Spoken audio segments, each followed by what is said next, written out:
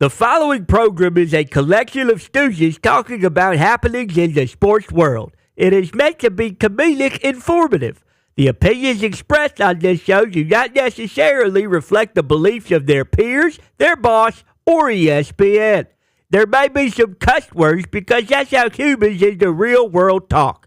If you are young, please seek permission before watching any further. Hey. What? Let's go! This show stinks, and the fact that you listen, we are very, very thankful for. Ah! The all-time leading tackler for the Green Bay Packers, You pig! Stop! Damn it! Be a friend, tell a friend something nice could change their life. Sport! Hello, beautiful people, and welcome to our humble abode, the Thunderdome. On this, there's brand new NBA Champs Tuesday, June 18, 2024. This program starts right now. Sports! Are absolutely wonderful. Sports are great, and there is a brand new NBA champion that has been crowned last night, and the storylines are obviously in abundance, and we'll be talking about all of them as Big Windy, who has been on TV for the last 4 hours on ESPN, will stop by in about 10 minutes to break down the dominance that was this particular Boston Celtics team, who are your new champions. And now they hang their 18th banner, which is the most in the history of the NBA, and all of Boston was excited and upside down. Jaylen Brown wins the MVP, even though Tatum led the Boston Celtics in the final series in points, assists, and rebounds. Brown gets the MVP. Mazzulla's the youngest coach to win since 1969. Tatum gets a title at the age of 26, which is the same age Giannis was when he won his first title, and younger than basically every other legend to ever win their first title. It was a beautiful night for the people that celebrate the Celtics. And, you know, obviously this went to a Game 5, but the writing, it seemed to be on the wall. And one half of the Toxic Table is here at Ty Schmidt. It's good to see you, Ty. Good to see you as well, Pat. Yeah, I feel like we all understand what's coming right down the pipe here in a matter of moments. 9-year NFL vet sitting in Big Tone Diggs' seat, who is with his daughter right now. All good, but had to be daddy daycare, little late. What, Tone? We miss you, buddy. We love you. Darius J. Butlers. Yes, sir. D-Butch, you know, the world is going to want to see how this human responds to what took place last night. Without further ado, ladies and gentlemen, the other half of the Toxic Table, a man who has had to wait 5 long years. I know. Wow. Second longest championship drought in Boston history to celebrate another championship. Ladies and gentlemen, Boston, oh my God. Boston Connor. We don't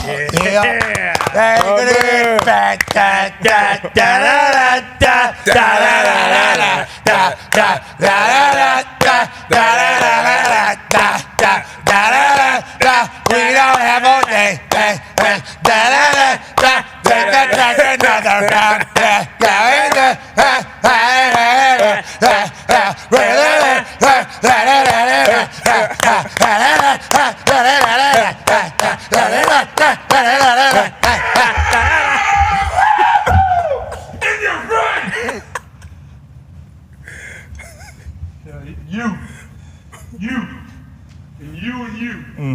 Yeah. And you. Yeah, that was Bailey McComas taking some shrapnel there in the back. If he was getting yelled at. Man. Can we do that again?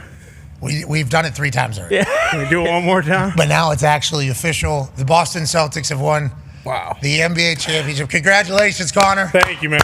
Wow. What a ride. What a journey it's been, man. Honestly, I can't thank the fans enough, the team, the coaches, top to bottom, Brad Stevens, and Danny Ainge, please, of course. I mean, I'd be remiss not to mention him. And, you know, I want to also thank all the haters on the way. Who? You know, There's no haters. D-Butt, as soon as the Pacers got swept by the Celtics, as soon as they got swept, D-Butt texted me, "Hey, Mavs in 6, bitch." I was like, whoa, brother, okay. I didn't think that's how this was going to go. Yeah, but not a lot of people are picking the Mavs. Yeah, well, that's funny enough. 89% of the bets on the series prices, which Jaylen Brown, my teammate, my brother in arms, reminded everybody when he posted on his IG that, you know, actually most people bet on the Dallas Mavericks to win, but that's okay, because it's been like that. Yeah, but sports personalities on TV, nobody. Yeah, unfortunately, they did. All took the Dallas Mavericks, and I'm not going to list any names, of course not, but I will say Molly from First Take, she had the Celtics because she knows basketball, baby, and that's just kind of the difference, is that the people who knew ball, the people who kind of go to bed at night knowing basketball, that's my shit.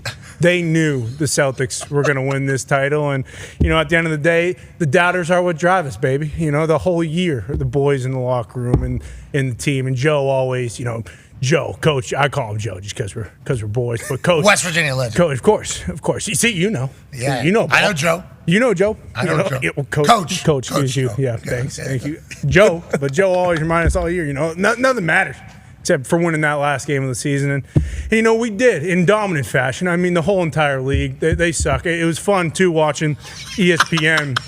Kind of roll out the whole entire league. They suck. They do, don't they? I mean, what half the league? If you combine all their titles, they got like a quarter of what the Boston Celtics got. But it was fun when ESPN rolled out, Josh Hart and Paul George and Julius Randle and Joel Embiid, and all these guys are just bitching and moaning and crying about being hurt. And sure. They were. Did Joe Mazzulla go into all these guys' locker rooms and break their legs? Is that why they were hurt? No, Tanya Harding. Because that's how it felt. And at the end of the day, circumstances are circumstances. I think some people on TV might have wanted the Celtics to just lose on purpose because they were playing teams that didn't have that weren't full strength, if you will. And then when we finally got to the finals, we obviously the team when we finally got there, it was Mavericks. Fun's over. Show's over, Boston. You guys haven't been tested all year. By the time you guys turn around and wake up, it's going to be 3-1 Mavs. It's going to be too late for the Boston Celtics to win. And, that just as we see wasn't true. I mean, the Boston Celtics is one of the most dominant teams in the history of the league. And maybe that's not true. I think it is. I believe they're the 5th team since 2000 to win 80 games in the season. Some of those teams, do you know some of the teams that won 80 games? What they do? I mean, the Lakers. And Shaq and Kobe, historic. The Heatles, we talk about them all the time. Still, that was back when Miami. Bingo. The Warriors, of course, kind of the dynasty of the last 15 years, and of course the 2008 Celtics. And this year really it was capped off by greatness. And I hope all those people I saluted when I walked in, the 6 or 7, 8, 9, 10 Celtics fans in here, I believe after. Last night, I hope they realized what they witnessed. I don't think we're going to see something like that for a very long time until the Celtics do it again next year.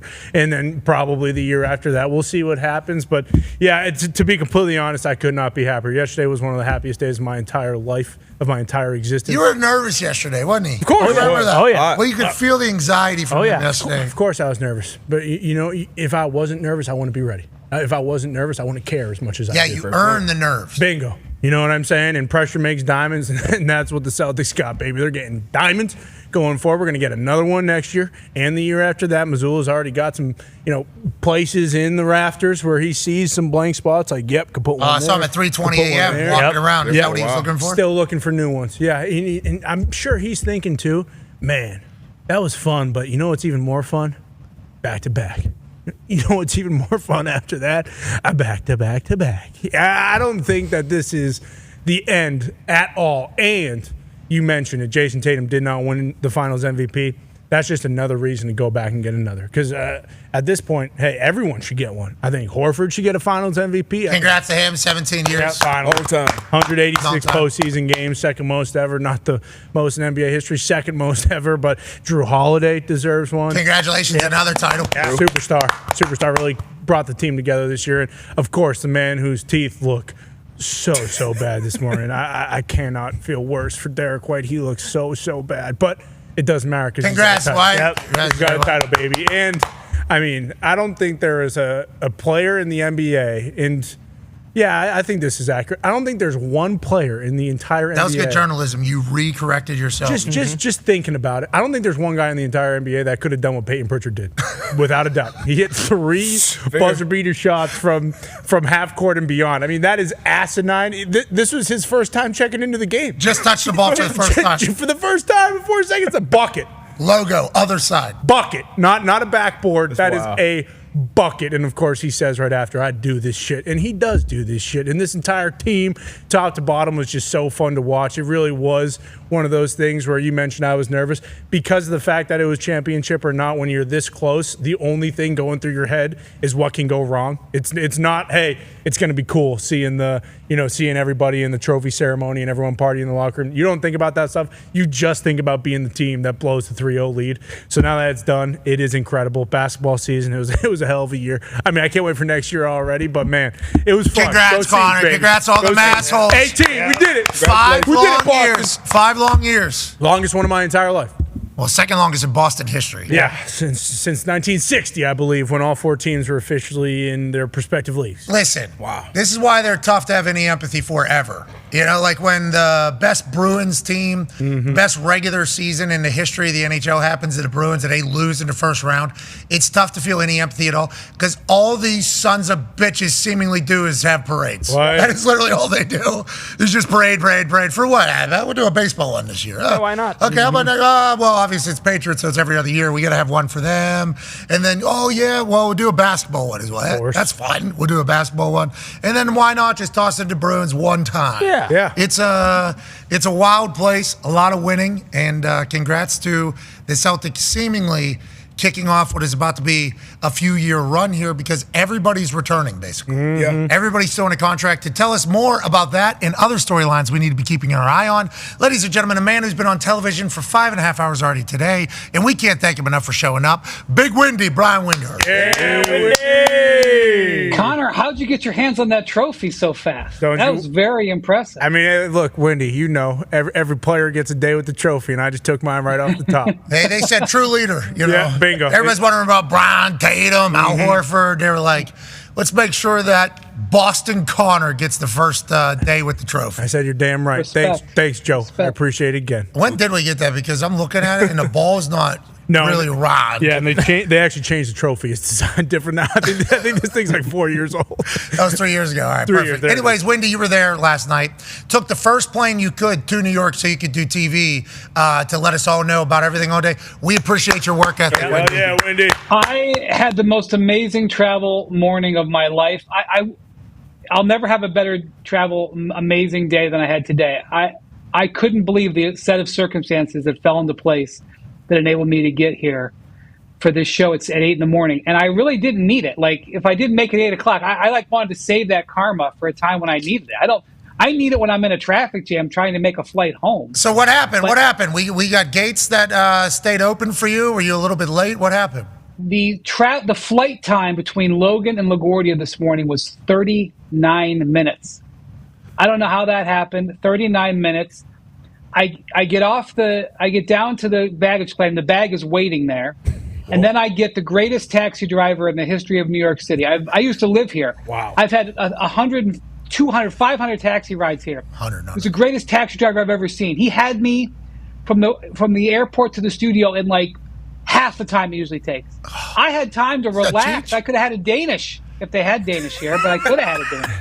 If they had a green room that was properly equipped for a celebratory celebration, you could have housed it all because of how quickly you got. Absolutely. Shout out to the taxi driver. Shout out to you waking up. Yeah, Shout out to public transportation. Doesn't get a lot of credit. No, it doesn't. Doesn't get a lot of credit ever. So I'm happy that we're bringing that on this celebratory Tuesday after the Celtics win their 18th banner. And obviously Connor and everybody that are Boston Celtics fans are waving it in the face of everybody for not talking about them all year. And then whenever they finally get in the playoffs, well, it's not real because the players are hurt. And then everybody, the West is going to conquer the East because of how tough it is. And then here they are standing as champions in dominant fashion. And Windy, I think the big story here for me is as we all just look ahead, which is seemingly, well, they're all coming back too, right? I mean, Windy, everybody's seemingly in a good spot. Brown wins the MVP over Tatum, even though Tatum leads the team in points, assists, and rebounds. He becomes the first player in NBA history to lead his team in those three stats and not win the MVP if the team would go on to win. But everybody's happy. Everybody's back.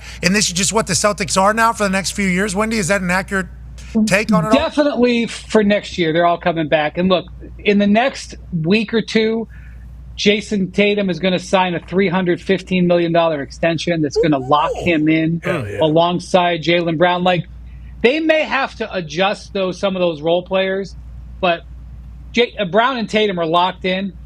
Holiday is locked in, and they're going to lock in Derek White, is my assumption over the summer.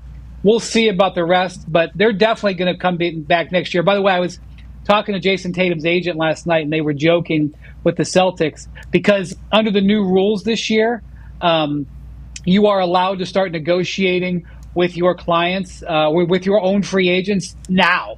You know, it used to be you had to wait till June 30th.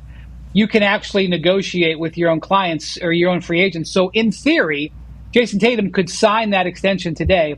And the agent was joking with the Celtics executive, hey, just bring that contract over right to the post-game locker room. We'll sign it. We're ready to go. And they were like, yeah, it might be a day or two before we get that, but that contract is coming. So Jason Tatum, by the way, when I saw in the locker room last night in the Celtics locker room, they had written on their whiteboard, flight to Miami at noon. Yeah. I thought they were joking. No. Connor, you know when the parade is? The parade's on Friday. Yeah, strictly because they want to go to Miami. And that is a callback to Miami, right? Saying flight to Miami at noon whenever they were thinking that they were going to extend the series, right? Is that all this is? You know what? You may be more – I don't know that. I didn't put That's what Connor. Together. That's what Connor pieced together. You may be right, man. All I know is they apparently, I don't know for sure, but they were saying they're going to fly down to Miami. Wait for the social media content. If that's truly what happens, wait for the social media content for the next few days while those dudes are partying in Miami. And the city was good last night. But by the way, by the time I left at 4 a.m, the trash had been cleaned up. I didn't see anything. I didn't hear about anything. You know, everybody was having Bingo. fun. Wow. They know how to do it. City of Champions.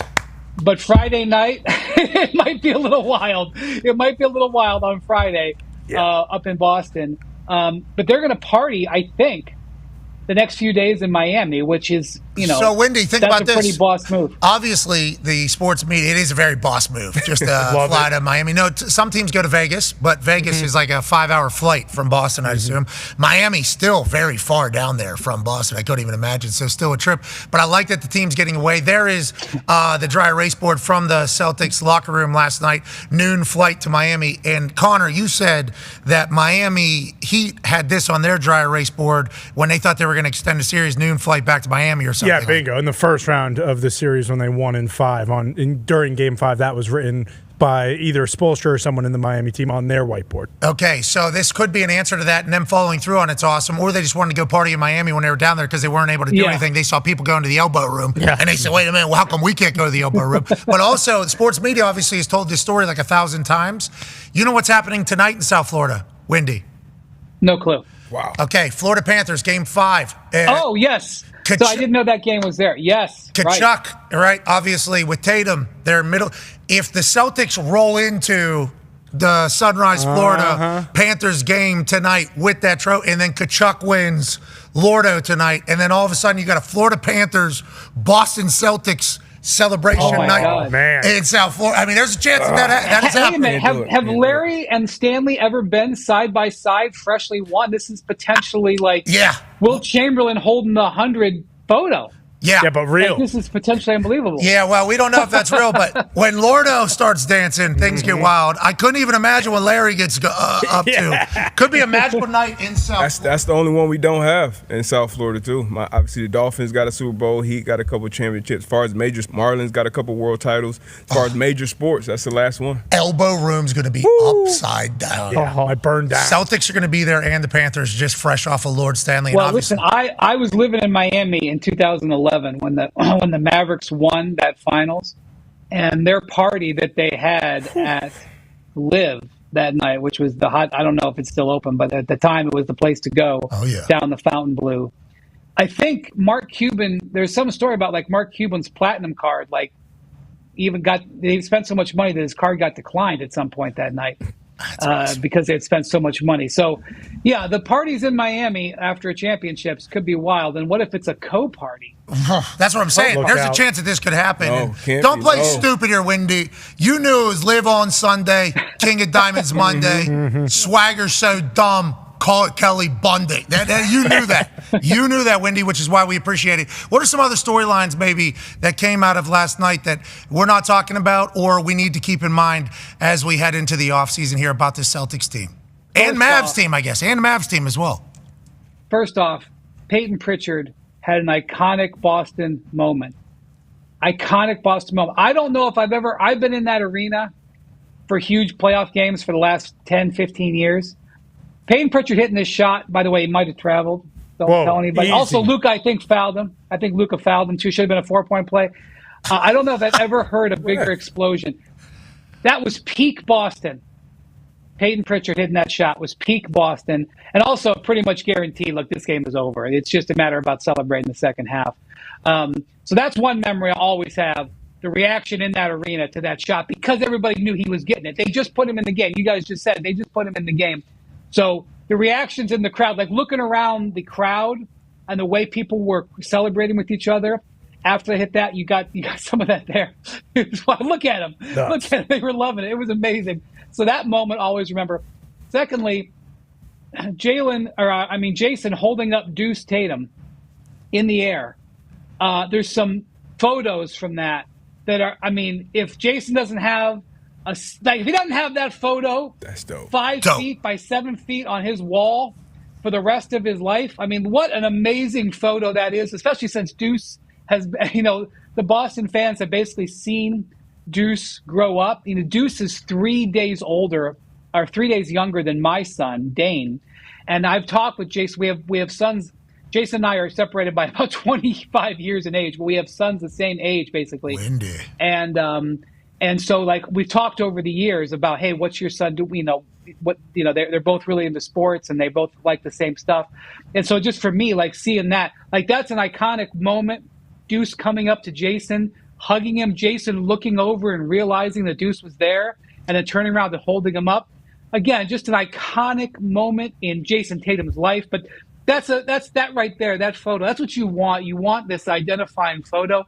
And it's so symbolic because it's Tatum, delivering on the promise of that he's always been. And, because the game itself wasn't a great game, his 31, 11, and 8 probably doesn't go down as like a historic performance, but it was awesome. He delivered a great game. People had said that he didn't have sort of a signature finals game where there it was. And not only that, he didn't shoot the outside shot well. Well, what happens when Tatum has been criticized in his career? It's because he settles for that outside shot. He didn't do that. He went to that rim. He was the player that everybody wanted. And the other thing I'm going to remember is the genuine suspense in the crowd when they announced the MVP. Okay. Like, people did not know. Normally, the guy knows, and he sort of they usher him right next to. I don't know how many people on that stage knew. It might have only been Adam Silver who knew. And like genuinely, there was some surprise. And there was a boo or two. I'm not going to lie. There was a boo or two from some Tatum fans. I don't think it was anti-Jalen. Hey, who votes for that? So did you vote? Who all votes for that? Because I think I saw a list of the votes, and Tatum obviously got some. It was a split decision. They went to the judges' scorecards. It was a split decision in all of that. But that's all very public, and that's happening in real time. Like, how do they calculate that? Somebody goes on an app? What is the deal? Yeah, so basically there's 11 voters. I was not a voter. I've actually never voted for Finals MVP. I did vote for for Western Conference Finals MVP this year. 11 voters, need 6 votes to win. He got 7. Jaylen Brown got 7. It's been close like this before. The last time I remember, I don't have a complete history, was when Andre Iguodala got 7 votes in 2015. I think LeBron got 4 on the losing team, something like that. These 11 votes, there you have it. These are all national and local media. That's from 2015. Yeah, that's the Iguodala LeBron James thing. But how do they vote? Because they got to get that pretty quick text. Old school text message. Yep. To Adam Silver.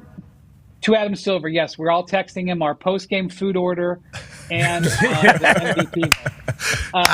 You're the man. Yeah. Wendy. So no, to the league. But what would have been perfect? Because I actually think Drew Holiday deserves special mention. Would have been perfect, and this happens kind of fast. Like, it's sort of at the end of the game. What would have been perfect is if they both got 5, and Drew Holiday got 1, because that way they could have actually split the award. There's never been a split as far as I know. They both kind of were deserving, but I also think Drew Holiday deserved something. But look, there was no wrong answer here, and the fact that there was suspense, actually is more of an ode to the Celtics. Absolutely. And how great their team was, and that you could honestly say that multiple people deserve Finals MVP. So I was thinking about it as I was flying home from Corpus Christi, which is beautiful town, so far away from Indiana, so far away. Last night I was on a plane. It wasn't like the Logan to LaGuardia flight that you had. But as I was looking at the photos that were popping up and the conversations that were taking place, there was a photo of Tatum holding the Larry and then Brown holding the MVP. And it was just them in the photo shoot. And it was like, at that moment, I wonder if Tatum looks down and just thinks to him, if there's any negative feeling about anything. I wonder if it's in that moment or if they just continue to move forward. I'm not driving a wedge in between anybody, but there are certainly legacies and conversations and dreams and hopes, especially with all the photos that there are from Kobe and MJ and everything. It's like there's so much at play there, and you just won a championship. So I hate that my mind even thought about that, but gonna have to win another one, I guess. That's how it all goes. Connor's got a question for you, Wendy. Yeah, Wendy. Obviously, the contracts with the players are one thing, but also Joe Mazzulla. Are we thinking that he's going to sign like a lifetime highest paid coach in the NBA type deal, or what's kind of the next step with his contract? Because I assume they want to lock him down for at least the next 10 years. They gave him a long-term deal at the start of the season, basically said, you're our coach. Now, whether or not the Celtics want to change those terms, that's up to them, but he is locked down to a long-term contract, so that's not a concern. Although I will say, this was a victory for Joe Mazzulla, too. I mean, really, this was a crowning moment. They've been building towards this for a decade, really. And so it was a crowning moment for Brad Stevens. I know Brad was trying to hide on the stage. He didn't want anybody to give him notice. He was hiding behind the tall guys in the back of the stage. But it's a crowning moment for Brad Stevens, a crowning moment for Mazzulla. They basically played like his blueprint in this series, which is shoot a ton of threes. I think they made 22 more threes than the Mavericks, which is pretty much unrecoverable, just using math. I think they had 16 more blocks in the series. So shoot more threes, defend the paint, don't turn the ball over. They had the one high turnover game in Game 4. But this was Mazzulla ball to a T. They obviously had to have the talent to do it, but Mazzulla ball to the T, and he deserves a lot of credit too. And he is going to be a coach in the NBA for a long time, whether it's in Boston or somewhere else. Okay, love Joe Mazzulla. He'll be in Boston, obviously. He'll stay there, or he's going to come back and coach at West Virginia legend. To your point about those stats, got him from Hembo here. Plus 22 in threes. I love Hembo. In the series. Oh, yeah. Weapon. Got hit in the face with a basketball yesterday. He did. Absolute weapon, though. Plus 22 in three-pointers, which is third in finals history as a deficit. Plus 16 in blocks, which is tied for sixth. And they were plus 37 in assists. Over as you take a call maybe from Hembo or Adam Silver in this entire thing. Let's pivot away from the Celtics as you continue your marathon of television here. Let's talk about that other team. Go ahead, D-Bud. Yeah, Wendy, obviously they're on the wrong side of it right now. And, you Coach Wendy, you ripped Luka Newman a few nights ago live on TV. What's next for Jason Kidd? You started an entire he did a sit-down interview. Oh, yeah. There was like a full, you started it, but Wendy did. Oh, yeah. Cook. Coach Wendy. I apparently got destroyed in the Slovenian media. Uh-oh. So. Hey, been there, done that, buddy. Right. Been there, done that, brother. That's going to happen over there. I think they're a little bit more serious. If I were you, I would stay away from that particular country for a while. The Slovenian prime minister was at the next game, and, I was just keeping a wide berth from the Slovenian Secret Service just to – Okay. Yeah. But what's next for Jason Kidd, Luke, and Kyrie, and over here with Dallas? Yeah. So look, they've got a very good team, but the team was kind of just put together at mid-season. So I think they've got some more development there, and they also, frankly, have room to make a trade this offseason and bring in a piece. Now, they've made. I don't think they're in the market for a huge name player, but they can't upgrade this team. Primarily, they have the contract of Tim Hardaway Jr., which is a now expiring contract for next season. He just wasn't really a part of their rotation throughout the playoffs. He is a player that I do think has some value, especially on an expiring contract. So if they're willing to take on some longer money, which they now have one of the wealthiest ownerships in all of professional sports with the Adelson family, I don't think that'll be an issue. Is Mark doing anything over there anymore? He's got this really – first off, he was very distant throughout the playoff run. Okay. And I think part of that is because we're used to seeing him front and center. Yeah. He did get like 2.7 billion for he still holds a percentage of the team, but I think he walked away with like 2.7 cash, in his bank account. So I'm not feeling sorry for him, but I think the title that he has, and you think about the workshopping that went into this, I think his title is Mavericks proprietor, which is really weird, and I think they should get rid of. I don't know what it means. And it sounds like the guy who's running the country store. It's a weird title. See? What is the definition of a proprietor? The reality is the owner of a business or a holder of property. Huh. I guess he holds like 20 or 30% of the team. I don't like it. I don't like that term, but they made it up because he's sort of in this awkward situation where he still sort of, basically helped construct this team but doesn't own it anymore. And the way it works in the NBA, there's no honorary owners. There is one governor, and that governor, that man or woman, is the person who is the face of the franchise. Now, if that governor wants to invite Mark Cuban to stand next to him when he gets the trophy, or her when he gets the trophy, that's fine. But Cuban didn't have, because when he sold the team, he's like, I'm still running basketball operations. I don't think so. You're not the governor. So, but anyway. That feels like pretty big news. Yeah.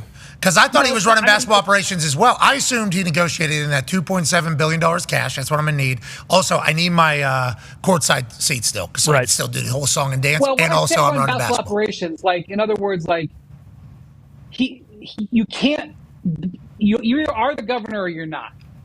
He is not the governor. So that's just the way it is. But he obviously had a lot invested in this team. He basically put this team together under his watch. But anyway. Hey, hell of a run, Mark. Hell of a run, Mark. Good work, Cube. Seems like you got no say in anything at all anymore, but it was a hell of a run. Had a hell of a run. They do have the ability to make an upgrade trade. What's it going to be? We'll see. The offseason is literally just starting today, but I do think that they will be in the market to upgrade this roster. And they have a good young team. There is some real competition in the West, though, no doubt about it. Congrats to the Pittsburgh Pirates. Mark Cuban's obviously buying them. Should. So that's why. Okay. Thank you, Mark. Coming back home Didn't to Pittsburgh. Didn't he try to buy the Penguins before and then Pirates? I think it was the Pirates. He tried to buy the Pirates like 4 or 5 different times, and either the MLB didn't let him or the owner didn't want. Like he wanted, and then obviously there was a chance he was going to run for president there for a bit, but then he came out and was like, not until my kids graduate. So I think there's always been other things that are massive that Mark Cuban has potentially gone on to do. So him selling this while remaining in charge of basketball ops, I didn't fully understand. Like, what's he need $2.7 billion for right now? We've all seen Shark Tank. He's got a bunch. But maybe he is kind of pulling it back there and then going, let's go buy the Pittsburgh Pirates. Could be. That would be fantastic.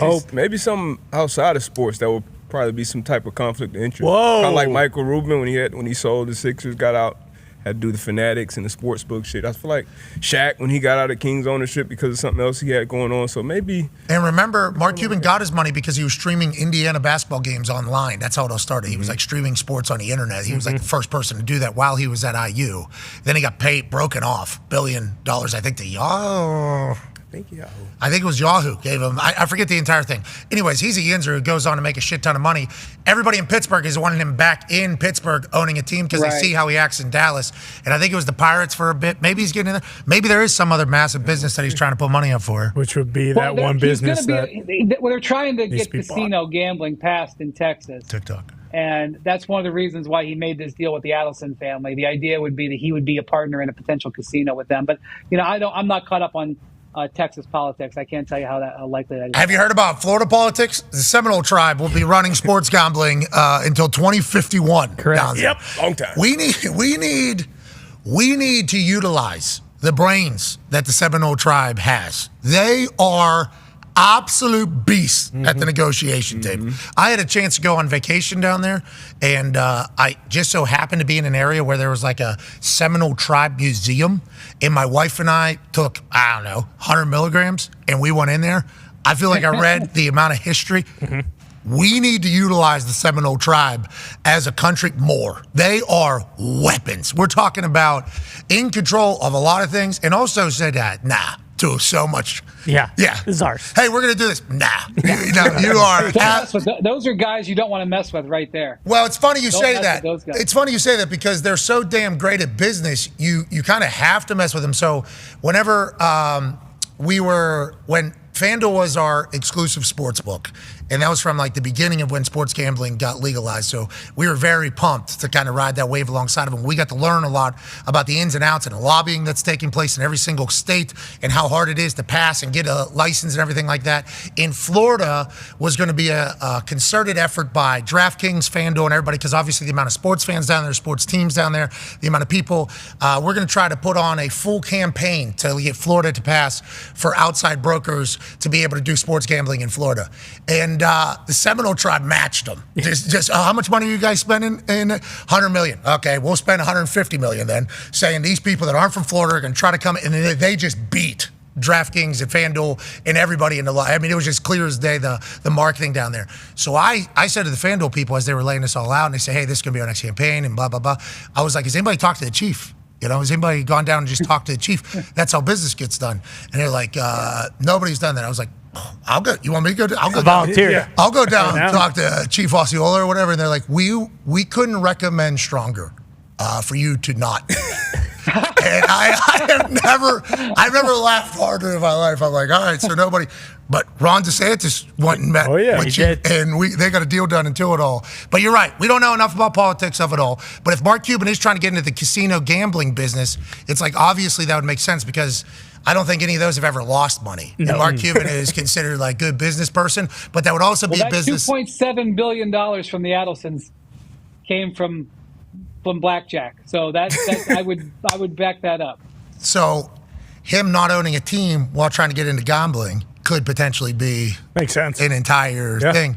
Well, Mark, we'll miss you. And if a casino doesn't work, which we've never seen one not, Pittsburgh Pirates, you need to buy it ASAP. And there's a Rivers Casino right across the street if you ever need it. Ty has a question about somebody that has been a little active on social media. Yeah, Wendy, obviously now that the final's over, I think we have the draft next week and then it's on to free agency. But what's going on with Klay Thompson? We see that he, unfollowed the Warriors on all his social media accounts. Oh, no. Not good. Pretty much sign, seal, and deliver. He's not going back. He's going to go somewhere else. Is this ultimately, is this kind of the end of this run with the Warriors? Are they kind of just old fodder now with everything that's going on in the West and the Celtics in the East, obviously? And what is Klay Thompson going to fetch on the open market? I wouldn't assume that. I think he's negotiating. So they tried to get a deal done. So there was a couple other guys on their team that had won championships there who got new contracts, Draymond Green and Andrew Wiggins, where they lowered the amount of money they were making and then added a bunch of years on, I think 4 years in both cases. And it sort of set the standard, okay, Klay, now is when you will take a pay cut and we add years on. They tried to get something done before last season. They couldn't agree. Then Klay went out and didn't have a very good year. He had a good year by your average NBA player standards. He averaged 18 points and shot 39% on three. That type of production would probably get you $20 to $25 million if you were just saying, I'll deliver that to Team X in the open market. Klay was making over $40 million last year. So they want him to come down, and wherever that number is they want him to come to, and the years. It's not just the amount of money per year, it's also the number of years. He saw Draymond and Andrew Wiggins get 4. I don't know exactly where his negotiations are, but if I were him, I would ask for 4 too. So I don't know if it's whatever the amount is or the years are, but clearly, even after a year of talking about it, they're not in a good place. And this, to me, sounds like a negotiation. I find it hard to believe that Klay would walk and go to a place like the Orlando Magic. But I guess it's possible. And there's one other thing, and again, I'm not up to date on where these negotiations are, but knowing Klay a little bit, I wonder if it's not all about money. Obviously, he wants to get paid something that he considers Scottie Pippen situation. Fair. I've been talking about this for a while, Wendy. I've been talking about this for a while. When he was golfing terribly, and he was getting it just chewed apart. Yeah, killed. And he had his own Klay Thompson brand on, and I was like, I've never heard of that. I don't know how many people are buying that. I hope people buy that, though, to support Klay Thompson. I started inevitably thinking, is Klay Thompson going to be bitter towards Steph Curry in this entire thing in the future? Like, is history going to look back and be like, Steph Curry is the reason why this entire thing, and forget about Klay Thompson? And then he unfollows him. Is there a chance that Klay Thompson is a little bit bitter about how this has all gone with the Golden State Warriors and legacy? Because they've done a lot together for him just to be like, nah, fuck this team. It's like, yo, you guys have won a lot. Like, there's a lot of things that have happened together for him to unfollow you. Let's not get ahead of ourselves. Okay, hey. This could end up being still a happy story. But I would say that, remember last year, like Klay was getting benched at the end of games. He lost his starting job at some point. So part of this may be, and I do not know exactly. I've been covering the finals. I do not know exactly the status of negotiations. But part of this may be, what's the role going to be? Like, I want to get starter money, then I want to be a starter, something like that. So it's definitely a signal to the rest of the world. He knew exactly what he was doing, that things are not going well. And if I was interested in signing Klay, which there are teams definitely want to do that, I would have seen that as a green light when June 30th gets here. That is when you're allowed to start talking to him. They can still come to terms between now and June 30th. I will just say, a few years ago, this happened with Andre Iguodala. They had won a couple of championships with Iguodala, and he was a free agent, and he wanted to get taken care of. And basically, he wanted to be kind of overpaid. And he took like a free agent tour.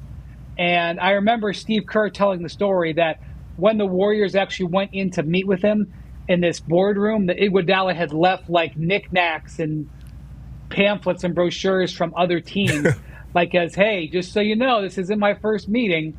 And Iguodala did that, acted like he was going to go to the Rockets, who were their arch nemesis at the time.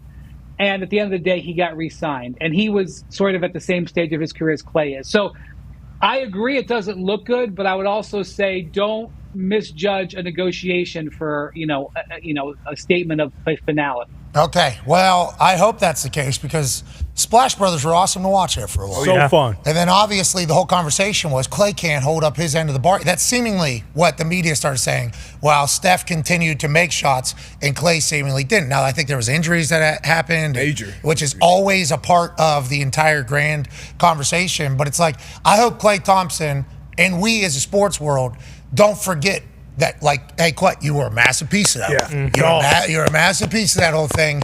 And, like, the reason why the Golden State Warriors are such a nationally recognized brand at this particular time is because of something that you helped build over there. The future, though, weird. Like, let's say Klay isn't there. And then you talk about how great the West is. Steph Curry's still out there, right? Steph Curry's one of the biggest stars in basketball still, or? Yeah, for sure. He's still a top. I haven't seen him play basketball in a long time. Long time. I haven't seen him play, and that's what the playoffs are. The interesting thing that they got going on is they've got Chris Paul. Chris Paul has a non-guaranteed contract for $30 million. He is no longer a $30 million player. You would assume that if Chris Paul, if Klay was re-signed, that they would actually doesn't even really matter with Klay, that they would sort of release him from his contract because they don't want to pay him $30 million. But one option that they have is if Klay were to make it seem like he was going to leave, they could trade Chris Paul with a draft pick or two or a young player or two, and that contract becomes like a piece that you use in a trade. So that's something that that they can sort of maneuver and say, okay, well, if you want to walk, we can always use this Chris Paul deal as a trade. And I'm not saying that's what they're doing, but the Warriors have maneuverability there. It's not just being left high and dry. And they also have young players. The guy they drafted last year, Brandon Pajemski, was a very effective playing alongside Steph. Moses Moody, their top 10 pick from a couple years ago, just had his best season. Jonathan Kuminga just had a good year. Big year. If I had to wager, I would say that they figure something out with Klay, although I admit right now it's probably not in the best place. Okay, and then you think about, and we're pulling for all parties. We hope everybody gets rich, and we hope everybody plays good basketball. That's right. Amen. Love watching Steph. Steph was missed this playoff run, personally. For sure. Just as somebody that enjoys watching Steph play basketball, I missed watching him do his thing. Let's stay in the West, though. Obviously, you know everything about this story because he's a coworker of yours, and you've been traveling around the country with him for the last month and a half. And there were some other names that got mentioned. J.J. Redick's going to be announced as the Lakers head coach. That's happening when? That's happening soon? Well, things are, I'll hedge and say that things are pointed in that direction. And Jay Will this morning. Yeah. Hey, Jay Will. He Jay broke Will. it. Fellow Duke. Jay Will just said. I know. So, and JJ's, and good luck to him. We're hoping that he he's got an entire thing. He said in front of your face. He said it in your face this morning on TV. I know. I was kind of surprised. I was like, wow, okay, I didn't know that. Oh, we're saying? I think it's headed in that direction. I would say that the Lakers have a lot of really big decisions to make in the next 3-4 weeks, and head coach is just one of them. They've got to work on this roster, and there's a couple of things that are going to be that they've got big decisions on, specifically if D'Angelo Russell opts out of his contract. So the Lakers have a really big month here, and they just got passed by the Celtics in titles for 18-17. Looking up at the top of the mountain. Suck it. Jeez. I would normally say it doesn't matter, but when I talk to people from those two organizations, that stuff really, really grates on them. Both teams were actively had, battle cries within their organizations to get banner 18. And so the Lakers got there first, or the Celtics got there first. And so, look, they can't have an average summer. They need to upgrade this roster. And so, yeah, obviously coach is really important. And if it is indeed JJ, he will be a lot expected of him because of how intelligent he is and because of what he's talked about in that podcast. But it can't just be, hiring JJ alone. They gotta fill some holes in that roster. Got to wheel and deal a little bit. Got to wheel and deal. Well, congrats to JJ, it sounds like. And we'll talk to old Sham Sharania next hour, and I assume he'll have a little bit more. But Jay Will this morning just kind of said the quiet part out loud. Matter of fact. And we all seen it. We all see you were there. We all heard it. But it's kind of been the convo for the last, I think since May 24th almost in some circles. And then in other places, maybe going other places. Now, talk about an 18th banner. Celtics are eyeing 19, 20, 20. I mean, they are in quite a position right now. The Lakers are going to have to deal with that. But let's talk about the other side of the country. Go ahead.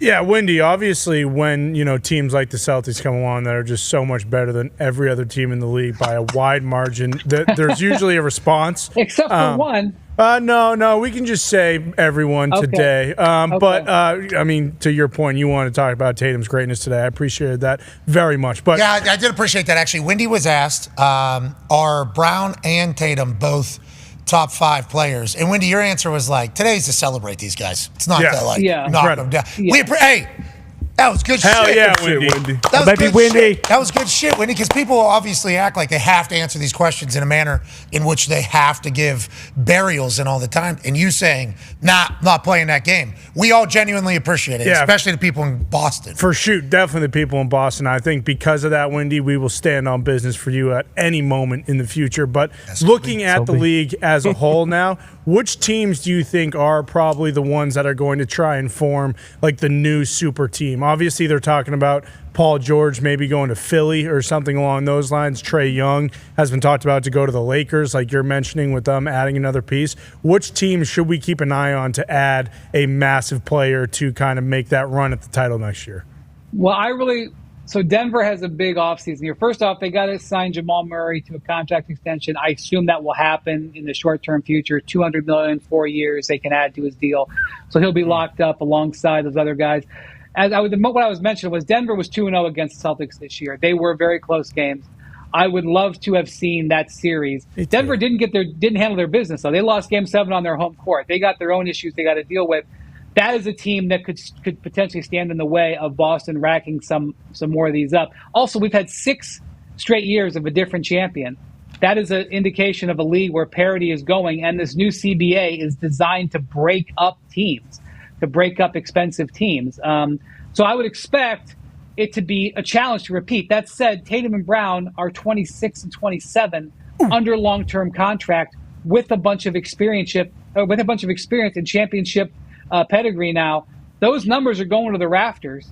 No one's wearing number 7 and number 0 again in Boston. The 18th banner. They're running out of numbers. They really are. They're running out of numbers. They're talking about all 5 of those starters being retired. That's like the conversation. Like Horford, Well, you got to I don't know do it. about that, but listen, hey, the standard's pretty high. But listen, like, it won't be today and it won't be tomorrow. But before next season, somebody's going to start whispering about banner 19, and that's just the way it's going to be. And they're well positioned to do it. They absolutely could do it. But the West is going to be a challenge. Denver has something on their plate that maybe people aren't paying attention to, but Kentavious Caldwell-Pope can opt out of his contract by the end of the month, and I think he will. Oh. And there's going to be a whole bunch of teams that want to sign him, and Denver's going to be in competition. And they don't have a replacement sitting on their bench. Well, maybe they think they do, one of these young guys, but they got to make sure they can try to keep him. So they've got a challenge. Philly, the interesting thing with Philly is this. Some of these guys that I'm hearing about that they have interest in, obviously they're interested in Paul George. I mean, Joel Embiid did everything but give him a Valentine on national television the other night. Yeah. There's been some discussion about been some discussion about whether they would go after Jimmy Butler. Again? But I'm not sure that you want a guy. If you look at this Celtics team and you look at how they're built, do you want a big 3 with, one of the guys in their mid-30s making a ton of money? Or do you want to maybe split your money up on multiple different wing players that can handle what Boston throws at you? And so if I was Philly, and I don't have a total game plan for him now because I'm just coming off these finals, but Philly is, they're going to try to get Paul George. Paul George is an all-star. Paul George is a Hall of Famer.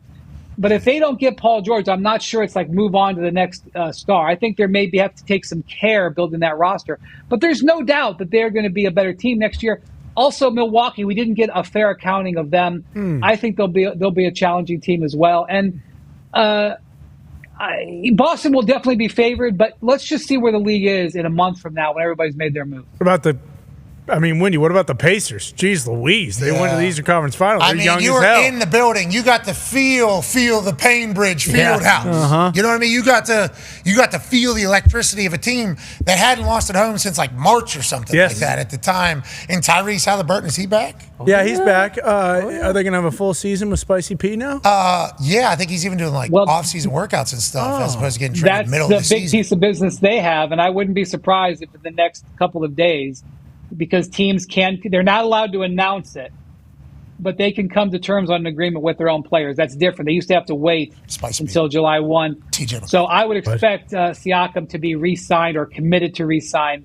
I wouldn't be surprised if it's by the end of the week. And so that's a big piece of business. And then, the Pacers are a potent team. And, when Halliburton is healthy, they're obviously right up there. And they've now got some momentum. And, they have some pieces on their roster that they could look to enter. I mean, that trade for Siakam was a very effective trade. That was a really shrewd move by their front office. Oh, yeah, Pritchard. Signing Bruce Brown and then using him to get Siakam. That was a really good 1-2 punch that has elevated them.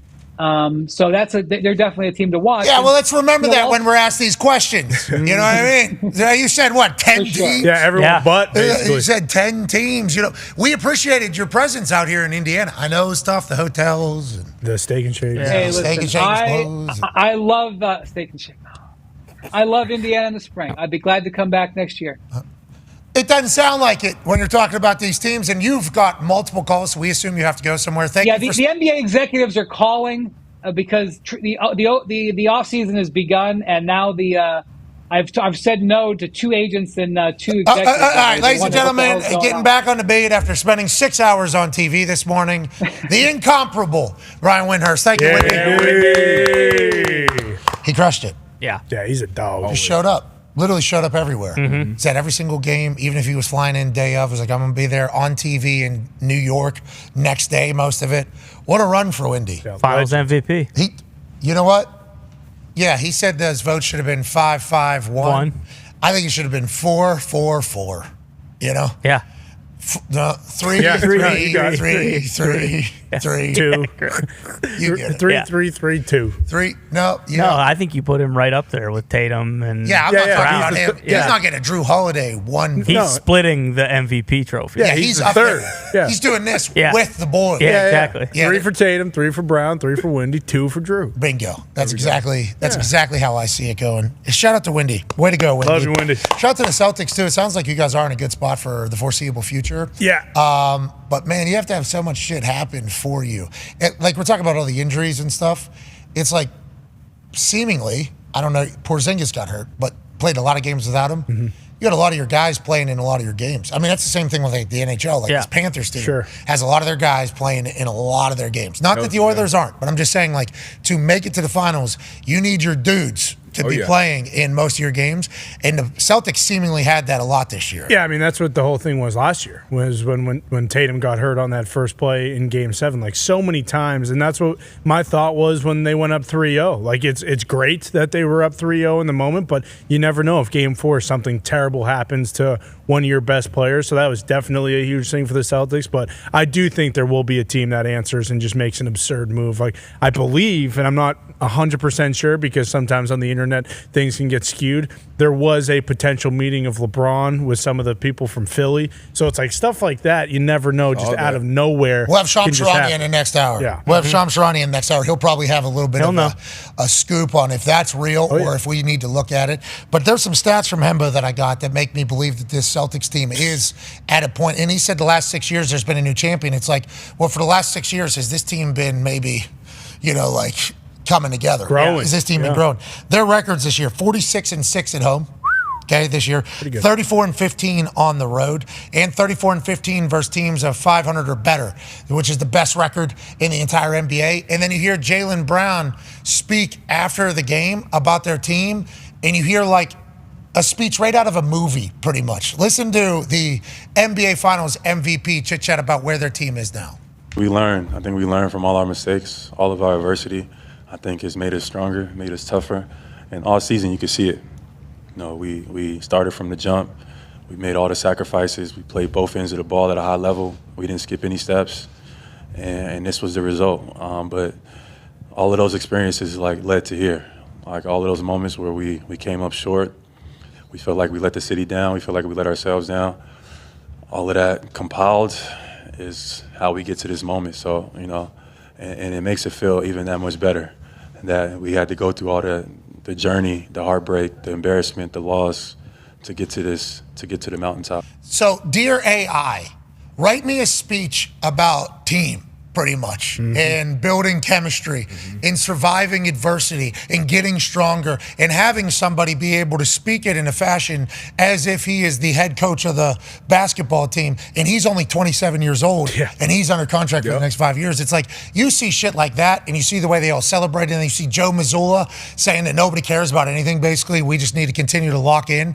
They have an old school mentality, seemingly, with an abundance of talent. Yes. And it's like, are we about to be in another masshole dynasty run? Well, they had the Patriots for 20 years. Yep. Damn. Now are they about to have the Celtics for the next few? That's going to be the question as we roll into the entire offseason, because that's what sports media is. Can't enjoy right now. Got to talk about next year. That's right. Right away. Hour 2 will be on the other side. We got Mark Messier joining us. Multiple time Stanley Cup winner, 6 times actually, 16-time All-Star. He was obviously a hero in Edmonton. Edmonton steals one at home, 8-1. Are they going to be able to continue to ride that momentum tonight, or are they losing the Stanley Cup in Florida? We'll talk to him and AJ. Be a friend, tell a friend something nice. We'll see you then. Now is a man who will be compared to forever whenever they're talking about GOAT conversations in the sport of football. That's because he won 7 Super Bowls, was consistently dominant for more than 2 decades at football. Ridiculously handsome. So absurdly handsome. An underdog story, too, picked at 199 of the NFL draft. Not a top 5 pick, not handed anything. And then what did he do? He went to work, did his job, became the greatest of all time, and now a phenomenal businessman and a great representation of the greatest league on earth. Ladies and gentlemen, Tom Brady. Hey, Hell yeah, What's dude. up, my man? Tom, I thought this was all potential gimmick rip. I didn't know if you were actually on the show. I'm so pumped you were here. Hey, we love you, dude. We love you, Tom. I appreciate it. When you're 40 years old and you've won 6 Super Bowls and you're already being called the GOAT, was there anything to you getting to the point of just being, I'm tired of Bill Belichick talking to me like I'm a 23-year-old? Because that was kind of the lingering at the end of your time at New England. There was so much people just trying to create some division that most of it was untrue, but it's just the way the world works. And naturally, I think division from within is a big problem in these team environments. And I don't like seeing any dysfunction in team environments. Obviously, my respect for Coach Belichick is pretty well documented. He was an incredible leader and coach for our team. And I tried to do my best every single day that I took the field. I knew that he did the same thing. And I think that's why I respected his coaching so much. But whenever they talk about the Patriot way, that is normally the reason that is given, is like the Patriot way, the Patriot way, the Patriot way. I've never used that term in my entire life. I think when people say it, I'm always like, what's the Patriot way? It sounds like the title of a book. I think what we tried to do was we tried to do things the right way. I think we tried to practice the right way and prepare the right way. What happened on game day was ultimately a reflection of what we practiced. And I thought we had great leadership from our coaches, and it filtered down to the guys who really drove the culture. We had so many guys that I played with over the course of a lot of years that really understood that, okay, I'm going to care about my teammates and I'm going to care about helping the team win. There's a guy on our show who is a diehard Patriot fan. Boston Connor has a question for you. Yeah, Tommy, I have to. What's up, Boston? I have to start and just say thank you. You know, my whole life has been incredible because of the fact that you have won 6 Super Bowls. And, you know, I'm a loser every day, but I'm a winner as a football fan because of you and what the Patriots were able to do. So thank you. What do you think the new era of New England with Mayo is going to be? Him coming back into coaching, I think is great for the NFL and certainly great for the Patriots. He's got a great understanding of how things need to be done. I think Gerard does an incredible job relating to everybody in the locker room, all the coaches, and I think he'll do a great job. Going into the booth, are you utilizing the same thing, hearing what people are saying about you going in there? And how do you balance that while still being a human? The broadcasts are going to be 5 years from now is going to be hopefully more improved than the one that starts on day one. So I'm going to go in there with the opportunity to start and learn, and I'm sure by the end of the year I'll feel more comfortable. I really want to be a great ambassador for the NFL and the game. I love the sport. I love the athletes. I love the organizations, and I really appreciate. The following program is a collection of stooges talking about happenings in the sports world. It is meant to be comedic informative. The opinions expressed on this show do not necessarily reflect the beliefs of their peers, their boss, or ESPN. There may be some cuss words because that's how humans in the real world talk. If you are young, please seek permission before watching any further. Hey, what? Let's go! This show stinks, and the fact that you listen, we are very, very thankful for. The all-time leading tackler for the Green Bay Packers, you pig! Damn it! Be a friend, tell a friend something nice could change their life. Sport!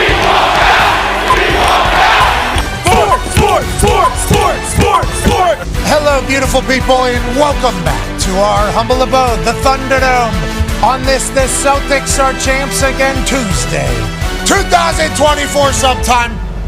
We start now.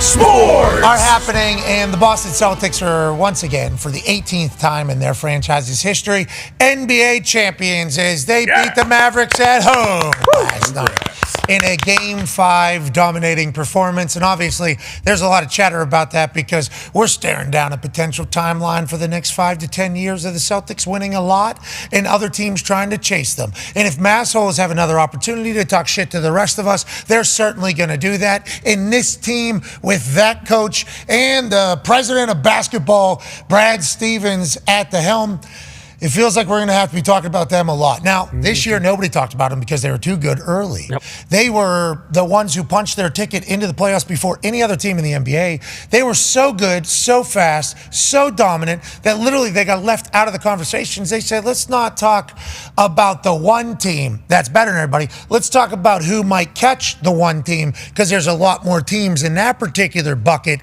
than in the Boston. Never got chatted about. Nope. Instead, people forgot how great they were and why they weren't being talked about is because they were so great. And then they go on a performance throughout the playoffs where at one point they won 12 games straight or 11 games straight or something like that. It was filthy. Their coach is young. youngest coach to make the NBA Finals since 1969. Obviously, youngest coach to win the NBA Finals since 1969. He's locked into a long-term deal there. They play a certain style of basketball on both ends of the floor. The culture has been established, both at UConn, which is nearby, with Dan Hurley. This is how we play ball. The Boston Celtics now know exactly how they play basketball. Their two pillars have bought in from the jump, from both defensive side and offensive side. You talk about the Mavs, it's like Luka's going to have to give more effort on defensive side. That's the whole conversation piece. We know he could score 50, but he's a liability on one side. Tatum and Brown are like two of the best defenders in the league. Then you add in Drew Holiday getting dropped in there, doing the same damn thing, smacking the wood at 30-plus years of age. Al Horford played 17 years, finally wins. He's on the defensive side of the ball. It's just like their culture is established. They're now champions. And now everybody's going to ask the question, well, how many can you win? And I'm sorry that has to happen, but let's head to the Toxic Table at Ty Schmidt and 18-time Thank you. NBA champion Boston Connor. Is this team going to be able to go on a run? That's all the conversation is. I apologize for that because we're less than 24 hours removed and we're already looking ahead. Yeah, it's a bummer, but also it's nice because if your team is as great as the Celtics are, like that is the conversation. It really wasn't like that with the Nuggets. The conversation was like, hey, Jokic is one of the best players ever. It wasn't like this team might go on a 5-year run where they're winning titles every single year. I think it's kind of a testament to how great the Celtics are, but I think that also goes to why it's awesome that Jason Tatum didn't win the Finals MVP. Like, there's more stuff to be done for the Celtics team just within the team itself. And, Tatum said it after, Game 3 or Game 4, where he actually brought that up, where he said, hey, look, you guys are going to say it was easy either way, so we're just going to have to come back and do it again next year. I love it. I think the conversation being that the Celtics are going to win 4 to 5 titles over the next 10 years is something that Well, if you don't now, you know. Yeah, for sure. That's for right. sure. Is this team good? And maybe that'll if be they don't win 4 titles in the next 5 years, is this team even worth a shit? I don't know. Yeah. You're going to have to prove it. Who knows? But that's kind of what the owner talked about when they were doing the trophy ceremony, was that going into this year, and really since Joe Mazzulla has been the head coach, the expectation every year has been finals, has been winning the championship, not just going. So having Joe Mazzulla there, I think, will kind of make it a real possibility. Hey, they can block out the noise like they did this year, and they can do that every year going forward. And there is that real situation where people like D-Bud, who are Heat fans, who there was that little rivalry. Like, now it's been changed. It's the Celtics league. It will be going forward, and we'll see what happens with the rest of the East. But clearly, and Wendy kind of alluded to it too,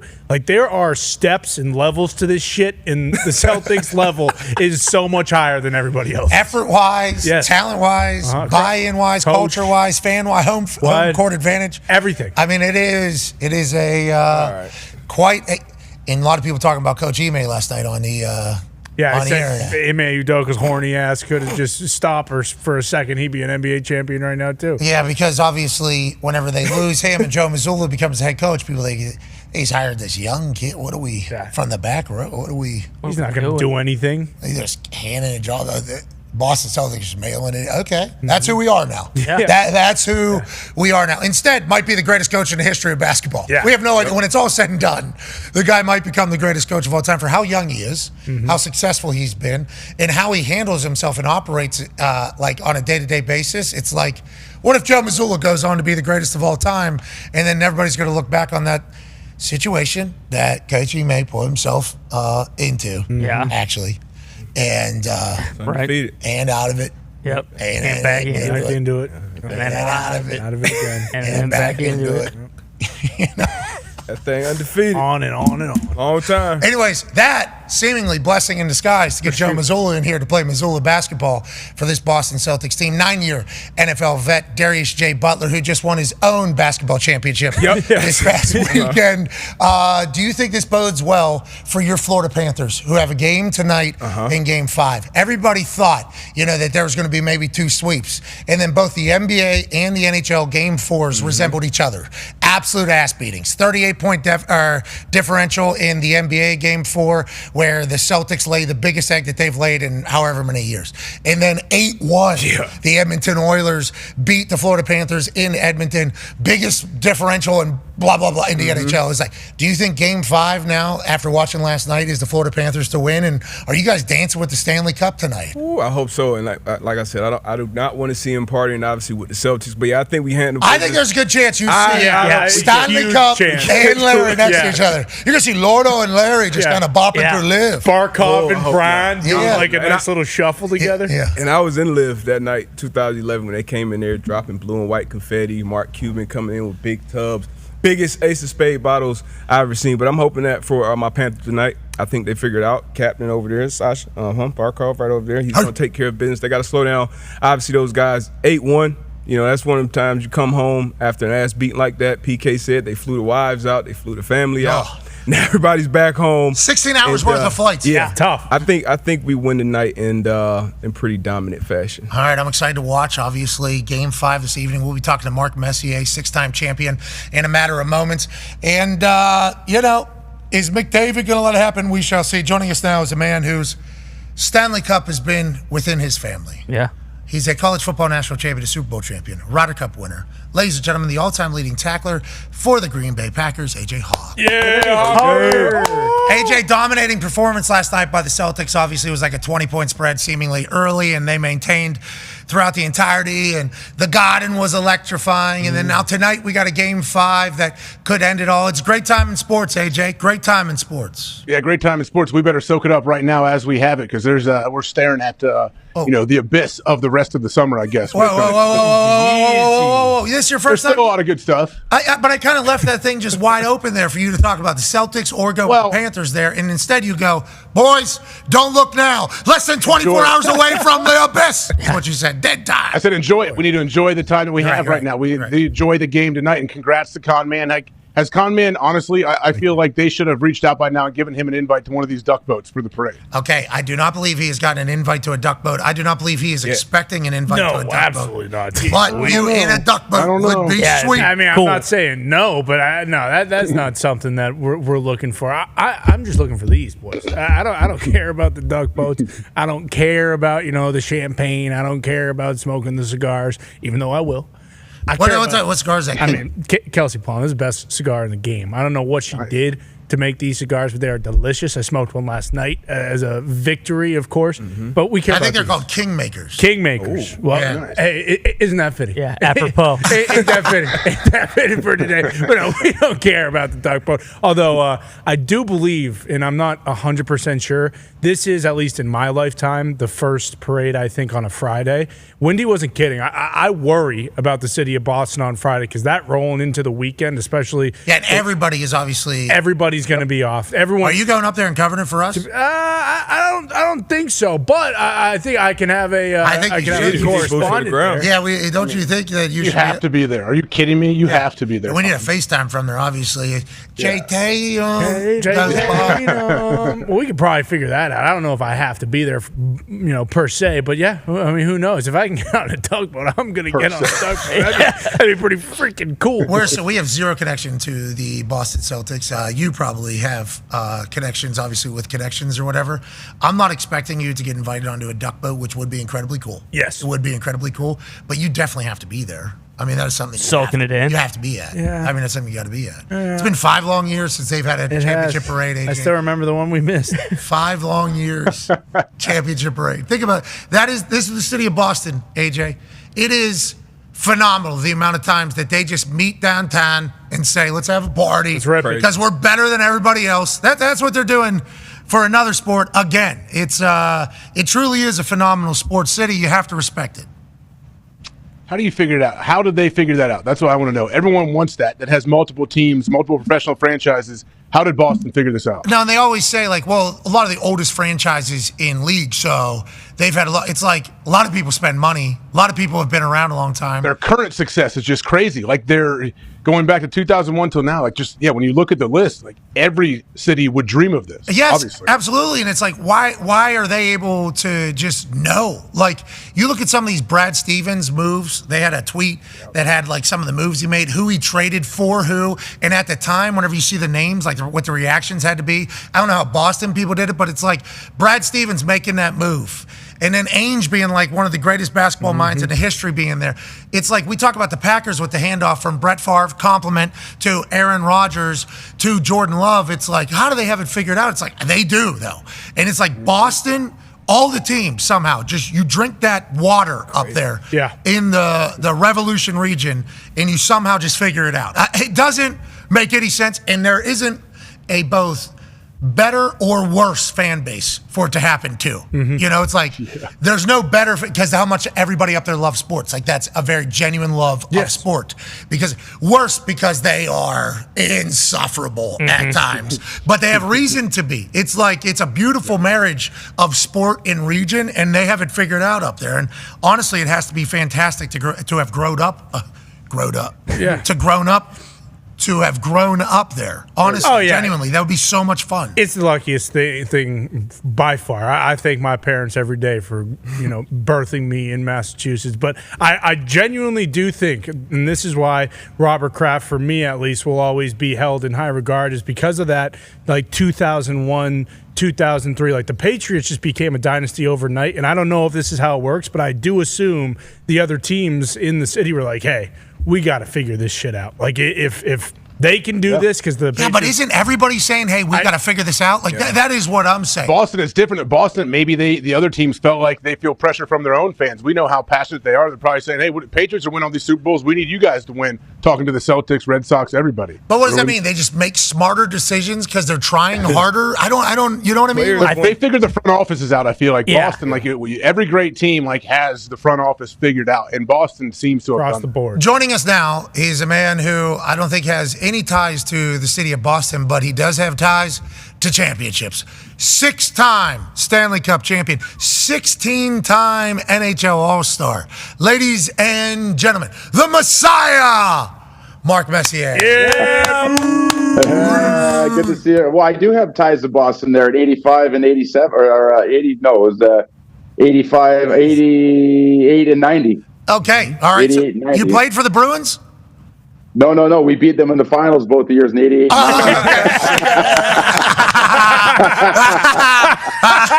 was about to say, I never heard of Mark Messier on the Bruins. I have a deep respect for Boston. Okay, so let's talk about the respect, obviously, for the teams that have won, that you've been on. And, for instance, we just ran through what the city of Boston has been able to do across all sport.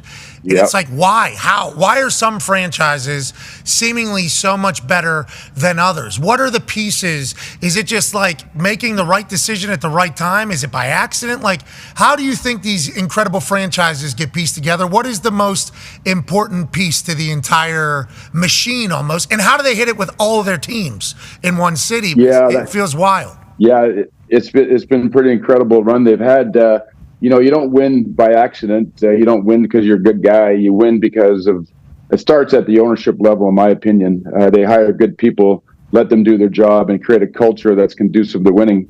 And in my experiences there, that's what we had. Of course, we had great players there, but without a culture, without some kind of guidance of the vision of what we're trying to accomplish and how we're going to accomplish it together, winning just doesn't happen. It takes a lot of hard work. It takes a lot of focus. And you think about the great Boston teams that have been winning lately, starting with Mr. Kraft and what he created there and the people that he hired. And somehow or another, they're able to galvanize together and go on a journey to achieve something that it takes everybody in order to do. Anybody that's not pulling their weight at any given time, it's not going to happen. And I think to your point, it's culture. It's hiring good people, creating a vision, and then executing that vision. And leadership seemingly is just the mainstay into all of it, because getting everybody to row in the same direction is not easy. Humans are naturally not going to want to do that. Some humans are not going to be able to do that. So for you to get everybody going, which is why Joe Mazzulla, this dude, he's the youngest coach to make the NBA Finals, youngest one to win an NBA Final since 1969, Moose. Isn't that crazy that some people just have those leadership qualities?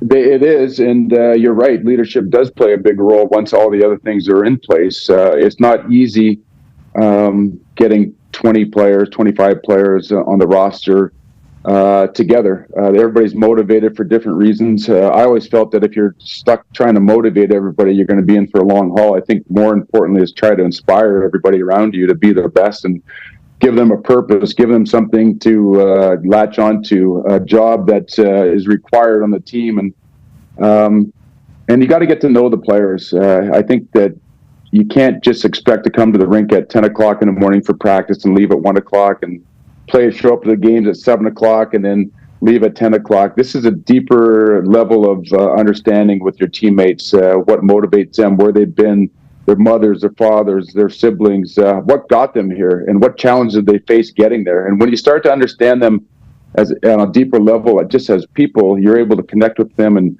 help inspire them to be the best they can be. Everybody's got locked, mental blocks at this level. Even the best players have at times challenges to be their best and lose confidence. So leadership, culture, all the things that you're talking about are critical to a team's success. Yeah, and we just listened to a man with the nickname of the captain talk, basically. You just did a leadership TED Talk right there. You're going to listen to that back. You listen to that back, and you're like, damn, I did a pretty good job breaking down what leadership is right there. All of it, the investment, the time, the getting to know people's why, like that's a big deal. And, they always say they don't care how much you know until they know how much you care. It's like that's a real deal whenever you're building a team. Now, let's talk about the NHL. Let's talk about this Florida Panthers team that has seemingly been doing this for some years. Let's talk about an Oilers team that wins by a touchdown in Game 4 with their backs against the wall. Tonight, what do you think reigns true? Do you think it follows suit as the NBA, where the dominant Panthers team get back to being who they were for the first 3 games, just like the Celtics did? Or is what McDavid and the Oilers started in Game 4 up in that loud barn of Edmonton going to carry on? How do you think this one goes tonight, Moose? It's been a bit of a Jekyll and Hyde series, in my opinion. You look at the first game, the Oilers looked great for the first 2 periods there, but they couldn't solve Bobrovsky. Florida was able to lock it down in the third period and get the 3-0 win. Then Florida kind of got back to their game in games 2 and 3 and shut the Oilers down. And then, of course, what we saw in Game 4 where the Oilers exploded. But Game 1 could have been the same as Game 4. So we haven't seen both teams play their best at the same time in this series. It's going to be interesting to see the Oilers, because as the series go on to games 5, 6, 7, the level of playing field kind of comes to a brink where both teams start to play well. Is the Oilers' best game good enough to compete with the Florida's best game? That's what we haven't seen in the series so far. My guess is we're going to see it tonight, and we're going to get the answer. But later in the series, both teams kind of find their game. You got to expect the best players to be the best players. You got to expect the goaltending to be great. You got to expect the defenses to tighten up on both sides. And if that happens, is Edmonton's best good enough to beat Florida's best? Go ahead, AJ. You mentioned Edmonton kind of figuring out Bobrovsky last game. Is that something that can kind of unlock a team, or can you figure out, hey, does a goalie have to tell, or some kind of something that he does where you figure it out and you feel like, hey, we can attack it and keep him guessing? Is that something that is actually could happen in a series like this? Well, for one, he's been on a remarkable run. If you just look at his body work through the playoffs, it's just been incredible. And very few games have gone that way in Game 4. But you also have to look at the chances that the Oilers got. Florida got really loose in that game there. They gave the Oilers a chance to get flying up and down the ice and turn it into a track meet, and that's where Edmonton likes to live. But for good players like McDavid, Draisaitl, the guys that are expected to score, once you start to get that feel, you get the confidence back, and the game seems to open up a little bit there. Everything kind of seems to be a little bit easier on the ice. And once you give good players like that confidence, it's going to be a different story now. It's going to be hard to kind of get that genie back in the bottle for Florida. We've seen them do it for the last couple of years. When they get to their game, they play a stifling defense, and more importantly, they're really on the forecheck. They got a little loose in the Game 4. The defense and the forwards had a big gap between them. They weren't connected, and when they did that, the Oilers' star players were able to take advantage of it, especially McDavid and they're the guys that are expected to score. One of those goals there that we showed during the highlight, obviously they scored 8 of them. So it is, I forget, it might have been the third one we showed. It was literally 5-on-3, and they were in complete unison. It looked like practice. It looked like literally a practice rep of 5-on-3 as they just casually boom, boom, bang, goal. And then it was a chill celebration too. Like, yeah, that was the easiest rep of all time. Once you take the top off the bucket, sometimes it gets a little bit bigger, which goes back to a conversation about the Panthers, one of their best players. Go ahead, Ty. Yeah, Moose. So when you're looking at Bobrovsky, obviously throughout the playoffs, next to maybe Shesterkin, he's been the best goalie out there. After a game like that, when you get pulled and let in as many goals as he did, when he's been so dominant, do you think any doubt starts to creep in his head a little bit? Like, oh, okay, like we let them get back into this series, and for Edmonton now, are they just dumping rubber on net, just trying to get as many shots as they can at him to kind of open that seal again tonight? Dump rubber. That's a great question. Look at it, everybody's human, and the fact that Bobrovsky, the way he's played, if anything, it's going to give the Oilers confidence that they can score on him. Now, I would say that in order to be playing at this time of year and to be under the pressure that these players are expected to play and how they're expected to play and how they're able to, supposed to be able to stop the puck and score the goals, you have to be unbelievably tough mentally. There's a lot of outside chatter that starts to come in from the media and the press and guys that haven't scored and they're not playing up to expectations. Is he hurt? And all. All that is true at this time of year, but you have to be so tough mentally that you don't let it creep into your consciousness. And that's one of the toughest. We always talk about the skill level. We always talk about how hard it is to play and all the skating and technique and skill levels and all that. But we don't spend enough time talking about, to be a champion, you got to be tough mentally. You cannot be afraid of the moment. You can't let failure dictate how you're going to play from shift to shift, never mind game to game and series to series.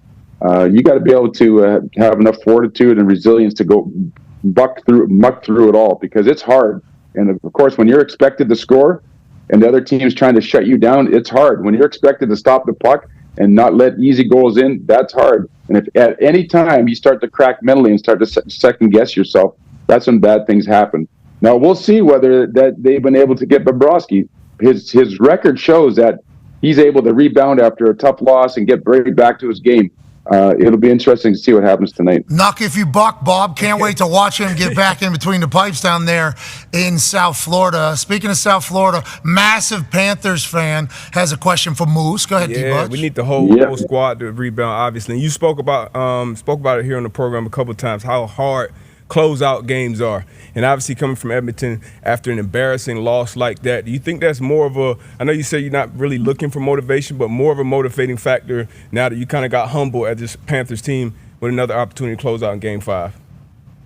Well, that's interesting because, you try to kind of compartmentalize game to game, and a lot of players would tell you that the momentum doesn't carry over from one game to the next, and that is probably true. In my experiences, being in the situation, coming home up 3-1 to close it out, happened in 1994. We lost the first game at home, won the next three, and there we come back to New York from Vancouver. The parade routes have mapped out, the celebrations, everybody's in town. Where's the party going to be? Your babysitters, family, and it's hard to win that game because of the distractions that are around it. For Edmonton, they're coming in here. There's nobody around. It's them against the world. They're down 3-1. There's nothing to lose. The pressure. They're still hungry, but that little bit of difference there can sometimes tip the scale one way or another. It took us to the games. Then, of course, in '94, went back to Vancouver and got beat there, and then had to come home and win Game 7. But this is a hard game to win. Game 5, there's more pressure on Florida tonight than you would think, being up 3-1 in the series, coming home and having a chance to win the Stanley Cup. It's a hard game to win. We'll see how they handle it. Okay. Speaking of having celebrations already planned, I see you've been wearing that elbow room hat. You know what I mean? We've been seeing the elbow room hat. Obviously, one of the greatest bars in the world. Everybody knows about it that has gone down to Lottie Dottie. You obviously had a time in Edmonton as well. Has this been a run for you where you've been able to maybe receive some flowers for everything you've given to hockey? Have you felt that while covering the finals here with ESPN? Because the way PK Subban is keeping us updated on how this is all going, front of the program, it feels like you're getting a chance to hear from the hockey world about their appreciation for everything you've done for sport. Have you felt that? I have felt that it was amazing going back to Edmonton, even here in Florida. So many great hockey fans. But, I played a lot of years in the playoffs, and the playoffs become a war of attrition for a player. Like, you got to be tough mentally, you got to be tough physically, you got to stay in. But I'll tell you what, being on the media side, this is a war of attrition, boy. That's a lot of booze. Yeah, I saw. Hey, were those big old beers? Are we having beers at night, or are we having mixed drinks? What is barley? What are we doing right here? Are we having barley sandwiches? I'm a tequila drinker. I got to keep it real with the tequila. I appreciate that. We're not feeling any bloated. No, we're housing tequila and elbow room. Oh my God, Messier, you're the man, dude. You are the absolute man. We having a good time. As you should. You've earned it, and we've appreciated the way you guys have covered the NHL all year, and certainly in this playoffs. We'll be watching tonight. What time do we start tonight? I think we're 7 o'clock on the Point, the pregame show, and then 8 o'clock on ABC. Come and see us. We're going to have a good time again tonight. We cannot wait. We appreciate you. And tonight's set will probably look a little different than the Edmonton one. Hopefully. Let's all not Hey, the set in Edmonton was perfect. That's just what Edmonton is. It was awesome. I heard they were on top of you guys. It felt like that, huh? Oh, yeah. That crowd, I tell you, I've been in a lot of arenas, a lot of big moments, a lot of fan bases cheering their teams, but that was incredible. Anybody that was there will remember that the rest of their lives. Hockey's awesome. Yeah. Ladies and gentlemen. Awesome. Mark Messier, we appreciate you. Moose. All right, Moose. 6-time Stanley Cup champion. Yeah. Dog. That's a lot. That's a lot of wins. Especially with the one without Gretzky. How many does Sid have? 3. Yeah. 4? 3 or 4? 3. I think it's 3. Okay. But Olympic gold medal, too. He won it, obviously. Son of a bitch. So, yeah, for Canada. They love that. Game winner. It was such a good shot. It was overtime? Oh, yeah. Yeah. Beating Ryan Miller. Such a Sidney Crosby shot. Well, yeah. Just like no angle. There's that clip of him like telling Iginla, like right before the play, like, hey, get me the puck. Yeah, I'll be there. Find me. You know how this works. Wow. Yeah. Hockey's awesome, dude. It really is. And tonight should be electrifying down there in Sunrise, Florida. I think everybody's expecting the Panthers to win. Yes. For sure. But McDavid, he's the best player in hockey. Yeah, that story of him, could you imagine? Like, he would become one of the all-time greats if he were to come back down 3-0. Yeah, especially in Edmonton. Yeah. Because if they get back there, obviously it'll be absolutely bananas. But then you think about what could be with Jay Tatum. Doing this all over that arena. With a middle school friend, Kachuk, when Florida. The photo Oh, my God. of Tatum with the cup. Sweet. They have to get a school bus seat. Netflix So we can really. documentary. Has to be. Crazy. They're probably already filming it right now. That's probably why they're heading down there. The Like, hey, Celtics. Netflix filming, obviously. Panthers game 5. Kachuk, Jay Tatum's middle school friend, obviously, is a moment that never happens. Celtics have been documenting the entire season for a Last Day-esque documentary at the end of it, which obviously we're here now. Okay, I'm excited to see any behind-the-scenes stuff. Just like that Hard Knocks announcement yesterday of the entire AFC North during the season. That should be fantastic. Obviously, the Giants here in the offseason, and in training camp they are at the Chicago Bears, which is going to be amazing because Caleb Williams' first taste as an NFL quarterback. We'll get to see how he handles it all. And as an investment businessman leader. Yeah, he's got a capital minus 88. There it is. Invest now. 888, I believe, not just 88. Investors, possibly you, minus 888. He is getting into a little venture capitalism, I do believe. Smart. He's made $10 million, I guess, at USC, right? He was the highest paid NIL player in all of college. In the history of NIL, I think Caleb had the most amount of money. So he's been rich for a little bit now. And obviously, number one pick in the NFL, you're going to get more money. He just wants to, make sure his money's working for him. When he lays his head down at night, he wants to make sure that his money isn't sleeping. His money's always working. Smart. And I respect that. Love it. As long as you got the right people making the decisions, and if you're the person, you make some good sound moves. Because if you make a couple and they hit, bingo. Yeah. You invest in like floating furniture, and that Might be goes tough. It's not going to be because great. there's a big difference. But that's the investment game, and Caleb will ace it. We assume. Just if you're like good at football too, that will absolutely help your investment. That will help portfolio. a lot. That could help a lot. Yeah, because that next deal, you see, Trevor Lawrence just got $275 million. Now, actual $147 million or something like that. And then what's real, what's not real, we have no idea. But you get that amount of money, now you can really start doing some investing. And I do believe and I appreciate them making a big deal out of Caleb doing his investment thing, especially as a rookie. I like that he's a business man in this entire thing. I think every quarterback has some sort of investment branch in their I'd assume in their world. Most likely, yeah. In their world, and that's good business, baby. So I appreciate that Caleb's doing it immediately upon entering the NFL because he's already got that NIL money. Yeah, pretty sweet. But if they don't play well as far as being good at football, is this the type of stuff that comes back and kind of bites them in the ass? Or No, because this thing could save it. Because this could be. But anything you do, you can't do anything worrying about that as a quarterback because if you do not, no matter how well he plays, there's still going to be people, get in the playbook. We don't, the first incomplete pass he has. Oh, how's your hedge fund going, buddy? Like, people just don't understand. Yeah, and if it's Caleb directly and he plays football really well and also fielding pitches and negotiating acquisitions and stuff, that is awesome. This is weapon through and through. Or if it's somebody that he trusts and he's co-working and behind it, it's like, whatever the case, we hope it works out. Hope you get to $1 billion, pal. Speaking of $1 billion, there's been a few athletes who have made it to $1 billion. LeBron James is one of them. There's a lot of questions around what the hell's going on with his team, his life, and his future. Joining us now, senior NBA insider for FanDuel TV and The Athletic, ladies and gentlemen, the ever handsome, great season too, Shams Charania. What's up, Shams? How's our guy BC doing? Is he gonna head to the parade on Friday? Do we have a parade report? Shams, you tell us. How do you think he's doing? Look at this guy. Yeah, he's great. He looks like all the fans I saw last night leaving TD Garden. Yep, bingo. That is plastered. BC. You're plastered right now. It's okay. Whoa. He's professional. He's not even smoking his cigar just yet, although he did have a great time last night. I FaceTimed him as the game was ending last night, and boy, the look of pure joy on his face dancing around his apartment. I assume you saw a lot of that in Boston, and thank you for your coverage all NBA season long. Great season. Congratulations on a great season, Shams. Let's get to now the topics of discussion. Tatum's about to sign a $300+ million deal, I guess. When is that taking place? And that'll lock down the two pillars for the Celtics for the next 4 or 5 years, right? Yeah, the Celtics and Jason Tatum will start beginning talks on that 5-year, $350 million deal. That'll happen after everyone's sobered up. The whole team is in Miami right now. Whoa. They're having a great time. Hell yeah. And then the parade is going to be Friday. I would expect some point after that, Jason Tatum, his agent, the Celtics get down to brass tacks. I mean, at this point, it's really, does he have a player option? What are the kickers? What are the bonuses?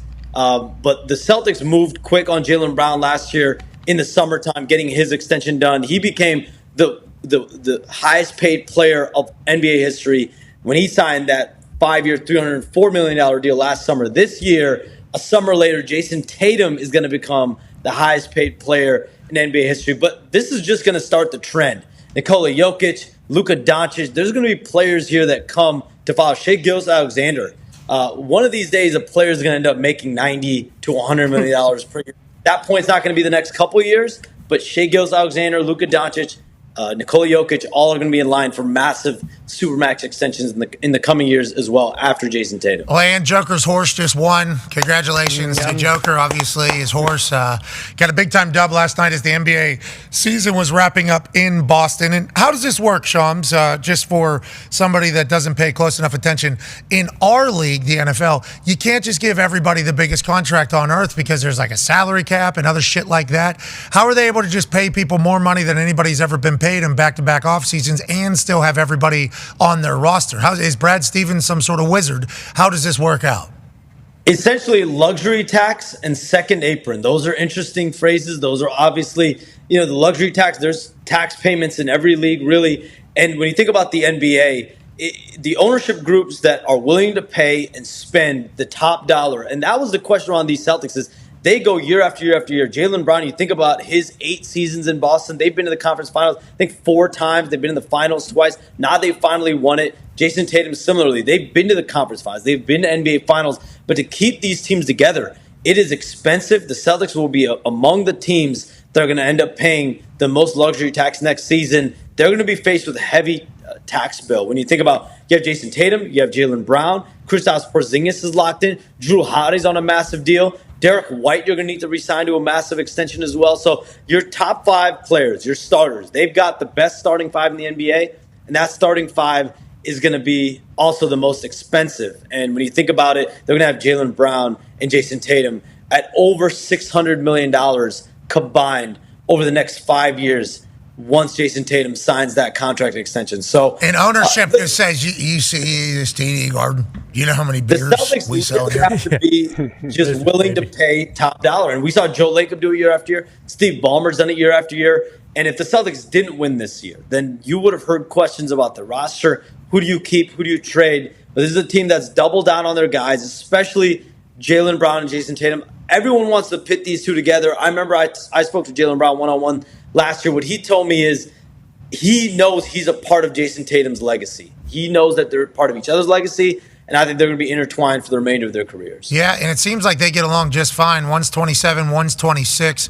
And I was reminded today by Hembo that when Jaylen Brown was drafted, it was not a very popular draft pick. And then obviously Tatum never gets the conversation about being the future of the NBA ever. So those two have probably felt pretty disrespected alongside of each other for a long time. That can grow quite a bond, even though it does feel like the national media, sports media, basketball media has been trying to say, like, well, who's the alpha here? Mm-hmm. You know, and that entire thing. They seemingly don't care about that at all. And if they're both wealthy, it's like that settles that entire potential pettiness as well in Boston. It's been brilliantly run, seemingly. Yeah, to that point, too. Titles cure everything. Yeah, legit. That's it. It's winning all about titles. That's all it's about. Winning in titles, and the fact that they both really respect each other, that's the biggest thing. There's not this ego. There's not this one guy might be better. There was a couple years ago where a lot of people were asking, should the Celtics trade Jaylen Brown? And what did Jason Tatum do? He went out publicly. He said, I want Jaylen Brown here. I don't want him gone. He went privately, said the same thing.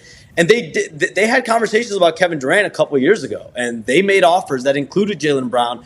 Jaylen Brown didn't let that affect him. He kept through it, and now he's a Finals MVP. That's awesome. Go ahead, Connor. Yeah, Sean, to the point about the draft, too, the first pick and the second pick were Lakers and Sixers in both of those drafts. So, you know, people who are pissed off as Sixers or Lakers fans, you kind of screwed that up on your own. But we were talking about this earlier as well, Shams. At what point did Brad Stevens kind of like know, hey, I'm a great coach, but at the same time, I was kind of born to be the president of basketball operations. Like Danny Ainge said that when Brad first got promoted. But is there any thought that he'll ever go back to the bench to be a coach, or will he be the president of basketball operations for Boston for the next, 25 years, hopefully, and keep this thing going?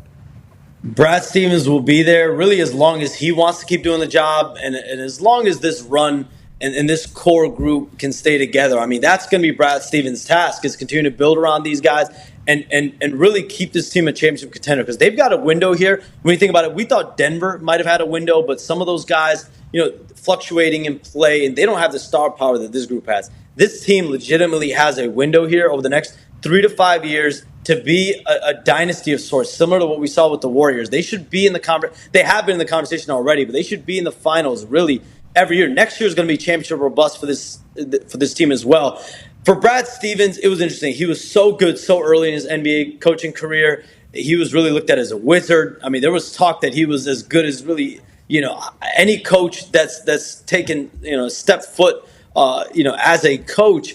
But you saw near the end of it, and he spent 8 years as head coach there. 8 years is a really, really long time. And when you don't get to the finals, when you don't win at all, those 8 years become challenging. You can make as many conference finals appearances as you want. They never made to the NBA finals with Brad Stevens. And I think it took a lot of self-awareness for him to realize, hey, we need to find someone else. There needs to be a new voice. And he did that. And he was part of hiring Ime Udoka.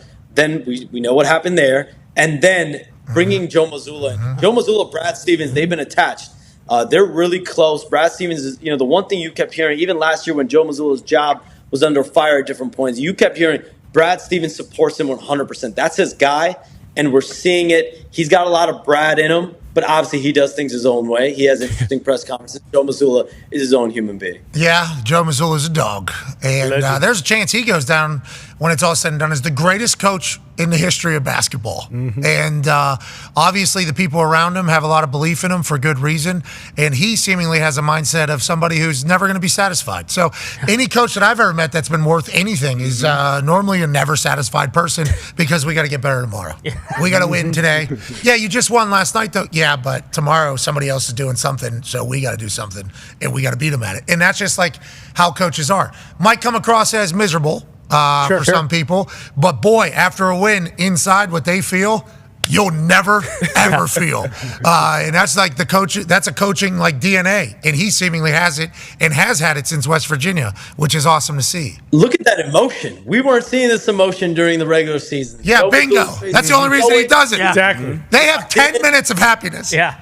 Oh my God, these coaches. Very similar to Belichick. Bingo. Even how he handles the Saban. media and the post game stuff, like his messaging. And then obviously he saves it for that celebration in the arena till 3 in the morning. Nobody Been cares. coaching on a torn meniscus since March, and he's off-season surgery. Just a dog. Yeah, and legitimately, now has a resume. They were like, because there's a lot of people. I saw some people, not a lot of people, but some people say, "Hey, Joe Mazzulla, you're not Bill Belichick." Okay, Bill Belichick has 8 rings. Okay, you're the youngest coach to make the NBA Finals. You can't just act like Bill Belichick in your press conferences. That's not how this works. I saw people. That is not how we feel. I do not feel that way. I love Bill Belichick's press conferences. I love however the hell anybody wants to handle their press conferences. But people are saying now he's the youngest coach to ever win a title since 1969. It's like he can do whatever the hell he wants because he has already shown that he's successful. Joe Mazzulla, Bill Russell, not a bad category to be in. Not a bad category. Congrats, Joe. Hell yeah, Joe. Congrats, Joe. Now, who's another coach that can maybe fall in there? Go ahead, AJ. Yeah, Sean, speaking of coaches, JJ Redick looks like the deal is final in LA, so congrats to you. It sounds like you were correct the whole time. Yeah. What's the deal look like, though? We Sean? saw it on the internet. Yeah, feels like you did. And Jay Will he Will. get a similar deal that they offered Hurley? Like, what's the money like? Do you have any idea? And Jay Will also said this morning on Get Up, I believe. Yep. He said, go ahead. There's not an agreement as far as I know for JJ Redick as of right now. We're speaking right now, almost 1:45 p.m. Eastern time. Where this stands is JJ Redick went into LA on Saturday and had in-person meetings, multiple hours with the Lakers brass, with Rob Pelinka, the general manager, vice president of basketball operations, ownership as well. I'm told his meetings on Saturday were very impressive. All the characteristics you see in JJ Redick that you could envision in JJ Redick, those all shine there. Of course, we don't know exactly what kind of coach he's going to be until he's in that seat. When you deal with adversity, when you deal with losing 3 games in 5 nights, when you deal with a player, when you deal with the locker room issue, like there's things that come about. You guys all played. You guys have been a part of it. We've covered it as well. There's always issues that come up. How will JJ Redick? How would he handle that when he's in that situation? But listen, as far as where his situation and where he stands in this process, I said it May 24th. I said June 4th. And his status as the front runner to be the next Lakers coach has not changed since those dates. It has not changed now. I think what the Lakers are doing now, what Rob Pelinka and that group is doing now, is taking the next few days after the NBA Finals, now that JJ Redick is done with his finals duties, and now finally get to making a decision and getting to it. As far as the head coach, they do want to have their head coach in place by the draft. The draft is next week. So last thing you want to do is be going through a coaching hire on draft week. So time is of the essence for the Lakers. Time is of the essence, and obviously for a while now we've been talking about J.J. Redick becoming the Lakers head coach, and then I wonder if he was just talking to Pelinka. He was just pulling up clips from Mind the Game. Just like I said. The question you're asking here is, how would I run against this defensive front, whatever? We actually got a clip for you here, and I'm talking LeBron. He just runs it like that's his pitch deck. This is exactly what I would do. And they 100% watched that podcast, right? Whenever Lakers front office people, when they were wondering if J.J. Redick could be a head coach, because I would assume, and this is me just taking a guess for a guy that's a former player, now he's getting into coaching. When he was on teams for a very long time, I think he made the playoffs for I forget how many years straight. It's like 13 straight years. He was on teams that won. I assume he was looked at as a player coach, like I assume did a lot of leadership shit on those particular teams, just the way he handles himself. And now he's getting into coaching. So I assume he thinks he's a lot more experienced than people think he is because of what he's been able to do as a player out there. But him going, he has to win immediately. Yeah. Right? That's what has to happen. And one of the stars of that team is going to go down as one of the top 2 greatest players of all time. And now he has a massive question mark. Go ahead, D-Bunch. Yeah, and obviously we're talking about that like it's an interview process. LeBron allegedly was spotted sitting down with Nick Nurse, Daryl Morey, Josh Harris. Obviously those guys, some big wigs in Philly. Any chance Bron leaves L.A. this upcoming offseason? I cannot confirm that picture. What are you talking about? We can see it right there, Shams. Put the picture back. Let me see it. Black guy? That's LeBron. 6'8". I can't confirm the validity of that picture, but what do you mean, like AI? Maybe? Yeah. What do you Come on, What do you mean? Dahn. What are you talking about? Validity? What does that mean? I mean, listen, I haven't gotten any sense other than LeBron James and the Lakers. The Lakers want to give him any contract really in order to keep him. I think there is a. He said, "I know if this is a real photo. Never seen it before." All right, okay. Hey, that's what you're saying right now. That's how we need to view this. Is this a potential fake? This is a fugazi potential. We're gonna look into it. Pat. Okay. You know, you It's son on of the a internet. bitch. The internet we never know what's real and what isn't real. But obviously, this would be a massive ordeal, would it not be, if it was taking place? And are these meetings taking place for LeBron? Because we all assume he's opting out. This would be massive levels of tampering if this were real. But we're gonna look into it. I mean, listen, for the Lakers, they have wanted to bring LeBron James back. I think there's been an interest with him as far as being in LA. This is where he's been the last few years, and obviously he's got up to 2. We've said it here. He's got up to 2 more NBA seasons, 1 to 2 more NBA seasons left. Does he relocate? What happens with his future? We'll see. His player option is on June 29th. The good thing for LeBron James is he's going to know exactly where his son, Bronny James, is going to be before then. And I do think his player option decision will go up until the 29th. The draft is next week, Wednesday and Thursday. We'll know exactly where Bronny James goes. Does he go to the Suns in the first round or the second round? Does he go to the Lakers in the second round? We're going to know that answer before LeBron James has to decide in his future. And it's hard not to say if the Lakers draft Bronny James. Is that a tip in their cap? Does that help them out in terms of inciting and wanting LeBron to be there? And I think him and JJ Redick, it would be really negligent for us to sit here and say that if you're the Lakers, if you're anyone that's looked into JJ Redick as a head coaching candidate, that you're not looking at his podcast with LeBron James, the way he's able to break the game down. And when you talk about him as a player, he's a basketball genius, and he's a hoop junkie. He loves to talk about hoop. And I think those are qualities that you need to have, because when you're a head coach in the NBA, Pat, your work ethic, you're tireless. This job does not end. And if JJ Redick understands that, if he knows that, he's built for it. And I think he would be built for that challenge.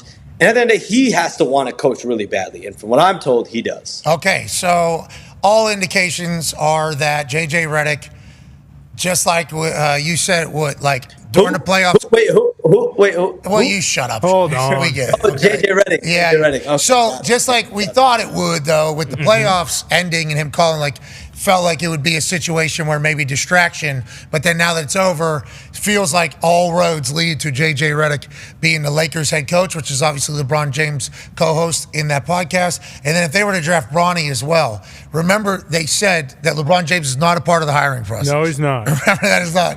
And we all thought that was stupid if that was true, but also we know that's probably not true in this entire thing. It's like, all right, here we go. They need to do. He has stayed clear from this process. Of course he has, yes. But if they hire his podcast host and draft his son, that would certainly be. The big thing for the Lakers and for JJ Redick potentially as head coach would be Anthony Davis and his involvement, because there were plays down the stretch of the game in the playoffs last year in the regular season where you saw Anthony Davis, his touches wouldn't be there in the fourth quarter. So that's why you hear a name like James Borrego. They stopped in New Orleans. They had the relationship from New Orleans, and James Borrego being an offensive-minded coach, being able to prioritize Anthony Davis. But if Anthony Davis and JJ Redick can get aligned on that, can get aligned on the offensive side of the ball, I think that only bodes even better for JJ Redick, because this hire is not for next season or the next 2 years. This hire is for 4 or 5 years. Anthony Davis will be a Laker if he wants to be longer than LeBron James has left. in a Laker uniform. Okay, all eyes are on all the drama around the court for the next few months as the NBA offseason officially launched today after the Celtics win their 18th NBA title. We can't thank you enough for joining us all season long, Shams. You crushed it, man. You crushed it. Now, don't sleep, though, because we need these breaking news the second it happens. You're the man, ladies and gentlemen, Shams Charania. Yeah, Shami! That baby, Shami. JJ Redick. Go ahead. Yeah, why won't he confirm it? Why won't he just say, okay, yeah, it's happening? I would assume it's because there isn't like a deal done. He's one of those, what are they called? Oh, journalists. That's how they are. Now, granted, journalists obviously never get anything wrong. That is They never. probably agreed to terms by now, it sounds like. For sure. Yeah, and like whenever it was made so public what they offered Coach Hurley, you asked the right question. They're like, how much is he? Is that just, okay, that's the deal then? That's what we're doing? Like, that's what I would do if I was JJ. Or JJ's like, hey, give me a couple bucks more than you offered that guy. Yeah, so, I played in the NBA. But they can't offer him anything less than that reported offer, though, right? Morning, Hurley. Back. Dude, offer him less. When I say this, it sounds crazy because how much respect I have for Coach Dan Hurley. But as soon as that money gets made public, all of a sudden you know how much money they were willing to spend on a coach. Yeah. And it's like if you're really the guy that they want to be the coach, like, okay, I know that you allotted for this amount of money. Like that'd be tough for me not to be like, well, that's the deal. For sure. Anybody else want to hire JJ? Oh, that's what I'm saying. He needs to drum up some other interest from other teams to say, hey, you need to give me more than you offered Hurley. That's going to be tough with where the coach is. Whatever the case, JJ seems to have all the cards, which is a fantastic thing. We'll be back tomorrow. Are the Panthers going to be Stanley Cup champions, or do we have a Game 6 in the NHL, which we're all pulling for? Be a friend, tell a friend something nice that might change their life, like our friends at Dude Wipes. Yep. Nice. Trust it. Right there. Dinger. It's like you won an NBA championship. Well, you Sean Casey. Thank you. I did do a little Sean Casey. With the little leg. Yeah. Boom. I should have hit that toilet paper out there. That would be a little cooler. Dude Wipes is the best. How about them just sponsoring the road to TST? Yeah, incredible. Just being like, yeah, sure. Put Dude Wipes on their shorts. Yep. You see that, AJ? Was it Gordo? Gordo had Gordo a celebration where he wiped it. He wiped the Dude Wipe. Sally of the tournament. Yeah, they were saying. a couple times Gordo really went to the John there. Yeah, that was awesome. Just the composure to be like, dude, I'm wiping my ass. Yeah. Gordo is a weapon. One of one. Yeah. One of each individual arena boy. Amen. Is one of one. It's a phenomenal thing. I don't know. Gamers. They're gamers, man. Absolute gamers. It was fun to watch, like old school throwback guys. That's who they are. Dude, they really were. It did feel like we took a trip back in time, met some guys, love soccer, obviously, super competitive. We'll do this every day, but like, yeah, we're definitely celebrating what just happened. Like, hell yeah, we are. Yeah, this is what you're supposed to. This is why you lift all them weights. That's right. Exactly. Some of them are like, I've never lifted a weight in my life, actually. That is not how. Well, you know what I mean. Just play every Kick all them balls. Yeah, Dude Wipes is awesome, though. We appreciate you, Dude Wipes. And if you haven't got on board, get on board with the bath for your ass. Bingo. How about that photo from Total Pro Sports, I believe, is the tweet that sent in that surveillance footage, seemingly, of LeBron with that meeting. And how about Shams saying, I've never seen that, but that would be a massive that'd be a massive tampering situation if that was real. We will look into that. Total Pro Sports, which has broken news before. So this is, it's not like LeBron, Josh Harris, Darren Moore. And now, I don't know how they could tell that from the quality of the photo. I guess you could just make a lot of assumptions there, but Shams Charania said, if this is real, this is a big deal. Yeah, it's tampering. It's a gold check too. Yeah, Total Pro Sports, they're legit. They're very active on the old app. Maybe They were worried they would do this in private. Yeah. Though. They were worried about tampering. They would do this in the office somewhere. You would think, yeah. And if this was right next to, I mean, they do kind of have a little corner spot. LeBron's so tall, though. There's no such thing as a problem. What if he's just talking about Bronny though? What if he's saying, "Hey, you got to take Bronny. You don't worry about me. This isn't about me. I want you to take Bronny." I mean, what if this isn't real at all possible? But what if this is 3 years old? Bingo. Like, there's so much that could potentially go into this, but I'm sure LeBron would have an out. Yeah. Oh, yeah. Yeah, not about, like, you got to take LeBron or Bronny for me, but, yeah. Bronny would be a great fit. Obviously, I've watched him play his whole life. Do they have meetings with parents before draft? They do now. Yeah. Yeah. Yeah. Like that probably LeBron's kids coming, yeah. they get to know the coaches. Well, he's also part of like Fenway Sports Group ownership, so like you wonder if they're talking about stuff like that when it comes to running a basketball team as someone who's interested in buying a basketball team. He can legitimately cook up 1,000 different answers if this was real, but the reason why it's such a big deal is because allegedly Philly's going all in. And it's like if Philly's going to make a move, they bring LeBron James into town, hold the phone. So now he's got a 7-footer on his team who can move, right? And they're thinking about Paul George as well going over there. Maxey for sure. He flies. Yes. He flies. They're saying he's faster than any human they've ever seen on a basketball court. And then you got LeBron, wait a minute, hold the phone. 76ers all of a sudden knocking at the Celtics door. There is no dynasty. Why? Because the Sixers pulled it off. We shall see. Talking about being able to talk your way out of anything, Roger Goodell, I guess, testified for 4 hours yesterday. Wow. Is that what was reported? Didn't break a sweat or what? I would assume it was a business 101 class. You know what I mean? Goodell was called as a witness by the NFL as the trial for the lawsuit filed by Sunday Ticket subscribers entered its third week and was on stand for nearly 4 hours. 4 hours. How many sips of water do you think? Did they give him peanut M&Ms? They better have. We have been clear throughout that it is a premium product, not just on pricing, but quality, Goodell said during cross-examination in a Los Angeles courtroom. Fans make that choice whether they wanted it or not. I'm sure there were fans who said it was too costly. Just like we fucking said it would. Yeah. Roger Goodell just sat there on business. Yeah. You know, that is literally what he did, and obviously, we all wish that everything was cheaper, and I wish that Sunday Ticket was cheaper. I think I've bought Sunday Ticket on 4 different emails because I forgot logins and I need to see something kick off in a matter of moments. So I've done it more so than anybody because I'm just careless and everything like that. But it was going to be tough for anybody to pin businesses on doing something with their pricing on something that isn't the actual product. This is just an additional thing.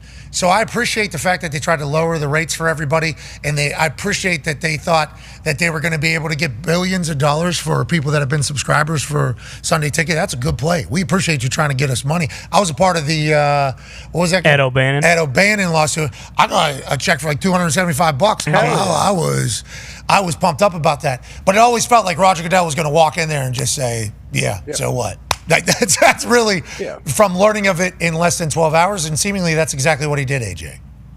Yeah, I know. And watch Raj walk in here. I know we talked about it yesterday, and you said, the hand in the pocket could just exuding confidence, like no chance. Hopefully, the people that were inside that were going to cross-examine him didn't see him walk in. They were already intimidated, no question, before they even saw him get in the elevator. Yeah, just looking up how he talks and responds. I assume the lawyers do that whenever you're about to cross-examine somebody who's so been publicly displayed as a speaker.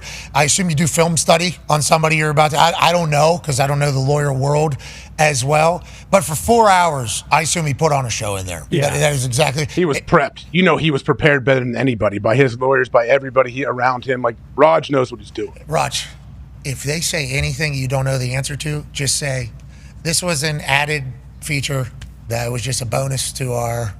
It is still free for local television channels. You even got bunny ears you can watch on there. This is just, we cooked up a new, different products have different qualities of stuff. This is just one of our high-end stuff. That's, sorry about for 4 hours. Is that all he said? I wonder if that's literally what he did. And why do we not have more from this other than just one newspaper? That was a good question Florio asked yesterday. Well, I guess now that, after you hear how he responded to, this was open and shut. It's it is a premium product. If you don't have this, chances are you're getting to watch 6 of the 16 games every single week. So people can bitch about it, but like you said, there's 2 games on CBS most weeks. There's 2 or 3 games on Fox. There's NBC. If you don't want to subscribe to this, hey, guess what? That's the cost of doing business. You're not always going to get to watch your favorite team, and if you want to, then you have to fucking pony up and spend $500. We're giving you a lot of shit already as is for free. So and think about Roger going to the lawyer. Do you know social media? Yeah. Yeah. We put highlights of every team out literally in real time. Yeah. With our NFL thing, and teams themselves put out highlights, so you can actually see the game and cover the game through social media, which is obviously free through a downloadable app on their phone, which once again is available to anybody that has a phone. But should we look out for the people that don't have phones? We do. They got bunny ear TVs. Yeah, right. We can also how deep he could have went as like in our eyes. We're not lawyers, obviously. We didn't know this existed until yesterday. Florio was pretty confident in those lawyers too. Oh my God! Like, do they have a chance to lose this? Is there any chance that the NFL loses this? A $21 billion class action lawsuit against the NFL. Is there any way to Is there any way where they negotiate and they settle for less, or does it ever happen here, or is it all or nothing? They're going to settle somewhere, and they're not paying $21 I mean, billion. Raj feels like he could That's say for nothing. I feel like goddamn sure. Raj feels like he could say, "Good, I'm not paying anything. Like we're not even negotiating." Why would? Well, I think that's why we got to the point of him testifying. I think he has got to the point where he's like, "Yeah, I'll fucking testify." Yes. Instead of doing this entire thing, because once again, we do not know all the ins and outs from Mucky Duck Pub, which we appreciate. Yep. We appreciate Mucky Duck Pub in San Francisco that started this entire thing 9 years ago, I think is what we were told, for the Sunday ticket rights from their bar, and then getting pissed off about the prices and everything because they are NFL fans and they want to be able to support their teams, and that was kind of what Sunday ticket was being marketed as, and I appreciate what they're going for.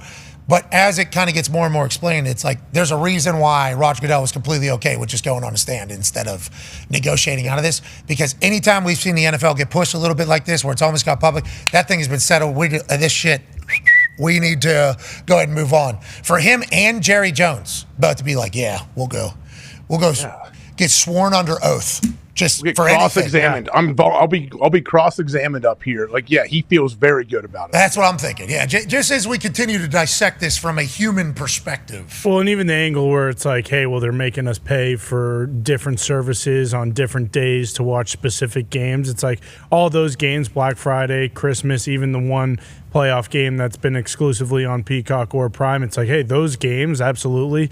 Like, you could make the argument that they're just normal, should be primetime games, but they're also like very specific dates, almost like a Thanksgiving Day game where it's, hey, we're putting these games on this date for a specific reason. Like, yes, you have to pay $15 to watch it on Netflix, but also it's never been done before. And the reason that we're putting them on Netflix is because of the like grandness of the entire thing.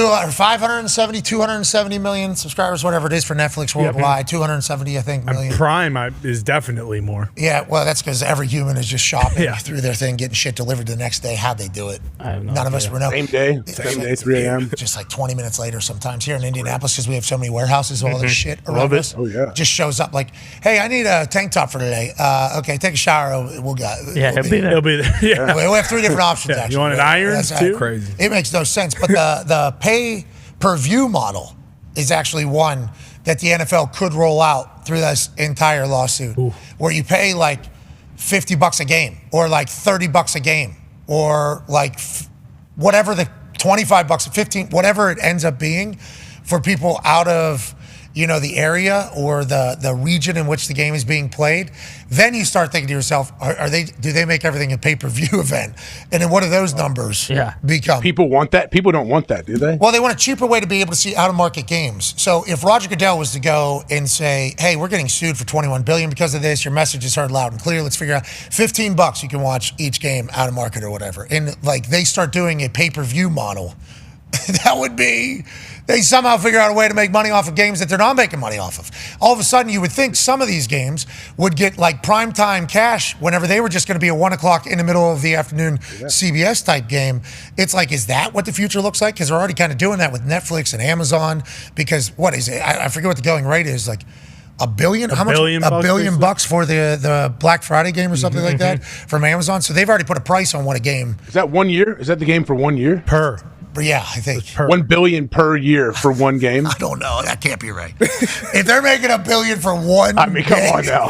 I mean, if they do, good for them. Was it 250 then? Was it 250 million, 300 million? It was hundreds of millions of dollars. If it was $1 billion, I would say, of course it is. And Amazon would be the company where it's like, yeah, fuck it. Here, take $1 billion a year. It doesn't matter. That's where the NFL is. That's why Rod just walking in there. Okay. Worst thing that happens, we lose $21 billion. That's 21 games. So, $100 million back in 2021. Amazon paid $11 billion to broadcast Thursday Night Football. For the Black Friday game, Amazon paid $100 million for the rights. Okay, so it's $100 million a year. Yeah, $1 billion total is what it is. Okay, well, congratulations. One game. $100 million bucks. And NFL's doing well. How many ads they're floating on Black Friday for deals for that? I mean, they're making back well over $100 million on that day. They're basically getting that game for free. Amazon? Yeah. Oh, yeah. Good business investment. Yeah. That's why if you would have said $1 billion, you'd be like, yeah. Yeah, exactly. It would have made sense. Yeah, sure it is. But because they promote that Cyber Monday too, always, right? Yeah. In that Prime, they get promote all the. Oh, Well, did they start it It earlier? makes complete sense. Didn't they start it earlier too this year? Yeah, it's like all weekend, I think. Yeah, where they're like like a week hey, of it. Yeah, it's crazy. There's so much money out there for some of these companies, and the NFL is one of them. Yeah, especially for sports. How about this Trevor Lawrence deal really throwing quite a... What do you mean? Just like $275 million, maybe. We don't know what's real and what isn't real. That was the first number that was thrown out, so we'll just go off of that one, okay? Because we don't know if that's the actual contract or not, but that's what was reported by journalists, and journalists obviously get everything right. Never seen one get anything wrong. So that now becomes the standard for, everybody that's looking for a contract, because you can't really hold over the head the amount of success that the person's had, because although we did see Trevor Lawrence come into his best form, he get hurt, he run for his life, not play as good, but we have seen a very successful Trevor Lawrence with the addition of Doug Peterson and other pieces, even though you lose Calvin Ridley, but they still have played much better. But for him to have one playoff win and to get $275 million, now, like, anybody has a case. And when it comes to negotiating at the quarterback position, if you've had any success at all, and it's like Tua Tagovailoa, obviously, had one of the most explosive offenses in the NFL and into history of the NFL there for a little bit. He's up. What's he going to make? With this conversation that's taking place, especially with McDaniel's offense, that's almost impossible to learn, allegedly, from a quarterback position. Dak Prescott, what's he going to make if he hits the open market or an extension with the Dallas Cowboys? That's going to be massive. How about Jordan Love? Jordan Love is the only guy that's really won one in the playoffs, but he hasn't played nearly as much as everybody else that has played. And it's like he should ask for Brock Purdy. Brock Purdy is going to get. Obviously, we knew that. Brock Purdy's going to get the most. These quarterback deals. This is just Tua's going to ask for more. Don't you think Tua's going to ask for more than Trevor Lawrence? Yes. Jordan Love. Jordan Love's Yeah, that's what I'm agent is saying. David Mulugeta. Like, he is going to get more. Like, there's no two ways about it. He was second in the NFL in touchdown passes last year. Got a playoff win. He's doing it with a bunch of dudes who had never played receiver before. Like, he might make $70 million a year. Legit. Yeah. And Packers fans. And I hope he gets 100. Yeah, exactly. Packers fans have to kind of hope for that. Well, you mentioned Dak. I think if Dak gets the Trevor Lawrence deal, people are just as mad because I think they view him as someone who's never won shit either. Yeah, but if Dak gets that deal, I think Dak and the Cowboys can say this is what the going rate is. Oh, for sure. He actually took a pay cut, is what they'll say. Yeah, that's what because of the success that he's had versus like Trevor Lawrence and all. Well, and that's what he should say. And Trevor will probably say the same thing. Like, hey, if I don't take this deal, aren't I fucking Jordan Love and Tua and those that's guys? the NFLPA's angle. That's their whole thing. Yeah. So like he kind of like it's not as if Trevor Lawrence was going to tell him like, no, less you, money. You hold on to that money. I don't want 275. Who did for a long time? Who's that? Tom Brady. Fucking right. For a long time. Fucking right. He did. Helped the dynasty a lot. And everybody said, well, his wife at the time, she makes $100 million a year too. So just easy. Who cares? Yeah. He doesn't he doesn't need to make money. Yeah, that's at verbatim. He doesn't need the money. Come on. Yeah, now Travis Kelce obviously just signed 2 years. Yeah. And his significant other right now is she's doing pretty a well. billionaire. Yeah. Those salary caps them are like stunning, by the way. Like in the middle of that Patriots era. Yeah, I would have just assumed as a casual then that like the money would be much higher than it was. Yeah, and you go back to the 90s. Oh my God, it's nuts. Those dudes got to be so pissed. Yeah. So livid. So fucking mad. They got to be so mad. And some of them are outwardly mad, but all of them are inwardly mad for sure. Like, oh yeah, lucky that we laid the groundwork for this league that you guys get to play in, and I made $7 million over 10 years. Yeah. And I was a millionaire, so I was fucking pumped. I'm better than all of you, and you're making $7 million a day for the next 20 years somehow. They got to be so pissed. But thanks to them for doing what they do. Oh, yeah. Get our league where they I just listened to the GM Shuffle, and Phil Simms was on there, and he was like, I never used to care. And then he was like, now I got to admit, I'm pretty fucking jealous of what these guys are making. He's like, after Super Bowl MVP, he's like, I was okay, but Geez, these guys are making $55-60 million a year. How about it? All these old guys are like, I got one more year. Yeah. Come on, I got one more in me. I got one more. That's why, like, retiring as a quarterback that's kind of in shape, that's going to be a really tough thing to do. Like, we always chat about, I don't know if we always chat about it, but it does come up often, seemingly now, at this stage of his career. But it's like Aaron Rodgers, 20 years into this thing. He was at 100% of the voluntary workout. 100% of the voluntary workout, seemingly all the way bought in. It's like people have been talking about him maybe retiring. I think he has contemplated retirement. He even said that whenever he went into his darkness retreat last year and everything. It's like, how hard is it going to be to retire whenever they're offering $60 million a year? And whenever he becomes just like a mercenary almost, it's like, hey, 2-year deal, 1-year deal, 2-year deal. If he wants to get to that point, because he's going to remain healthy, he has said on the record, I'll always be able to spin it. Let's not, let's not make this out to be anything other than that. It's going to get really difficult to retire at the quarterback position if you have had success and still have any ability at all. And I think that's just how the NFL is going to be. And it's great for those guys, legitimately great for those guys. But like this Trevor Lawrence deal and the Kirk Cousins deal and like these deals we're about to see all help build that up for Aaron and many others we're going to see over the next 10, 15 years, AJ. Yeah, but is there going to be a team that tries to not do this and tries to, hey, yeah, we have a guy, say he's like a Trevor Lawrence type, and they're not going to pay him. They're going to let him get to free agency, or they're going to say, hey, we're not going to get on this train and pay these guys so much money and continue what we have going on. It's hard to do it because if you lose your quarterback, Tampa, you're screwed. Cleveland did it with Baker, right? And then Tampa did it with Jameis. That's kind of what just happened with Kirk Cousins in Minnesota. Yeah. They're like, hey, Kirk got a monster deal from Atlanta. He did, but they were like, hey, we're going to have to, KOC like wanted him to stay, but he was going to eat up so much of the cap, and they had to re-sign Justin Jefferson, so we can't do it. Yeah, we can. It rarely happens. So Jameis was coming off like a 5,000-yard season, but threw 30 picks, 30 touchdowns. Most touchdowns, most picks, same year. Nobody's ever done it before. The guy was playing for his team and the other team at the same time. Needed every LASIK, game. too. Couldn't see anything somehow. Last pass was a pick six. Completed balls to so many different players, both on his team and the other team. Couldn't see any of it. That is phenomenal. The more we think about it, the more wild it is. Catchable ball. Think about how good Jameis was without being able to see a fucking thing. Crazy. That is crazy. Yeah. And then I'd be as confident as he was too.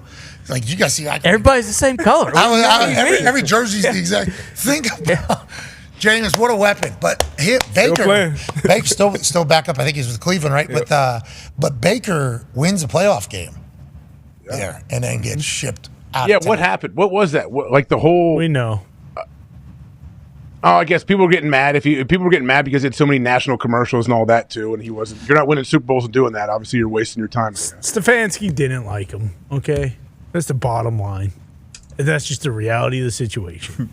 I wonder why. I wonder what it was. He wheeled him out with a bad shoulder and made him throw it 60 times a game against the Steelers. And then they had a healthy Nick Chubb, and they were like, we could use this guy to help Baker, or we could give him one carry every other drive and make Baker throw it 80 times. And then when we ship him out of town, no one will give a fuck. And don't look now. Yeah. But you go to Denver last year, you think to yourself, Sean Payton using all his best plays? Yeah. How Stefanski won Coach of the Year twice?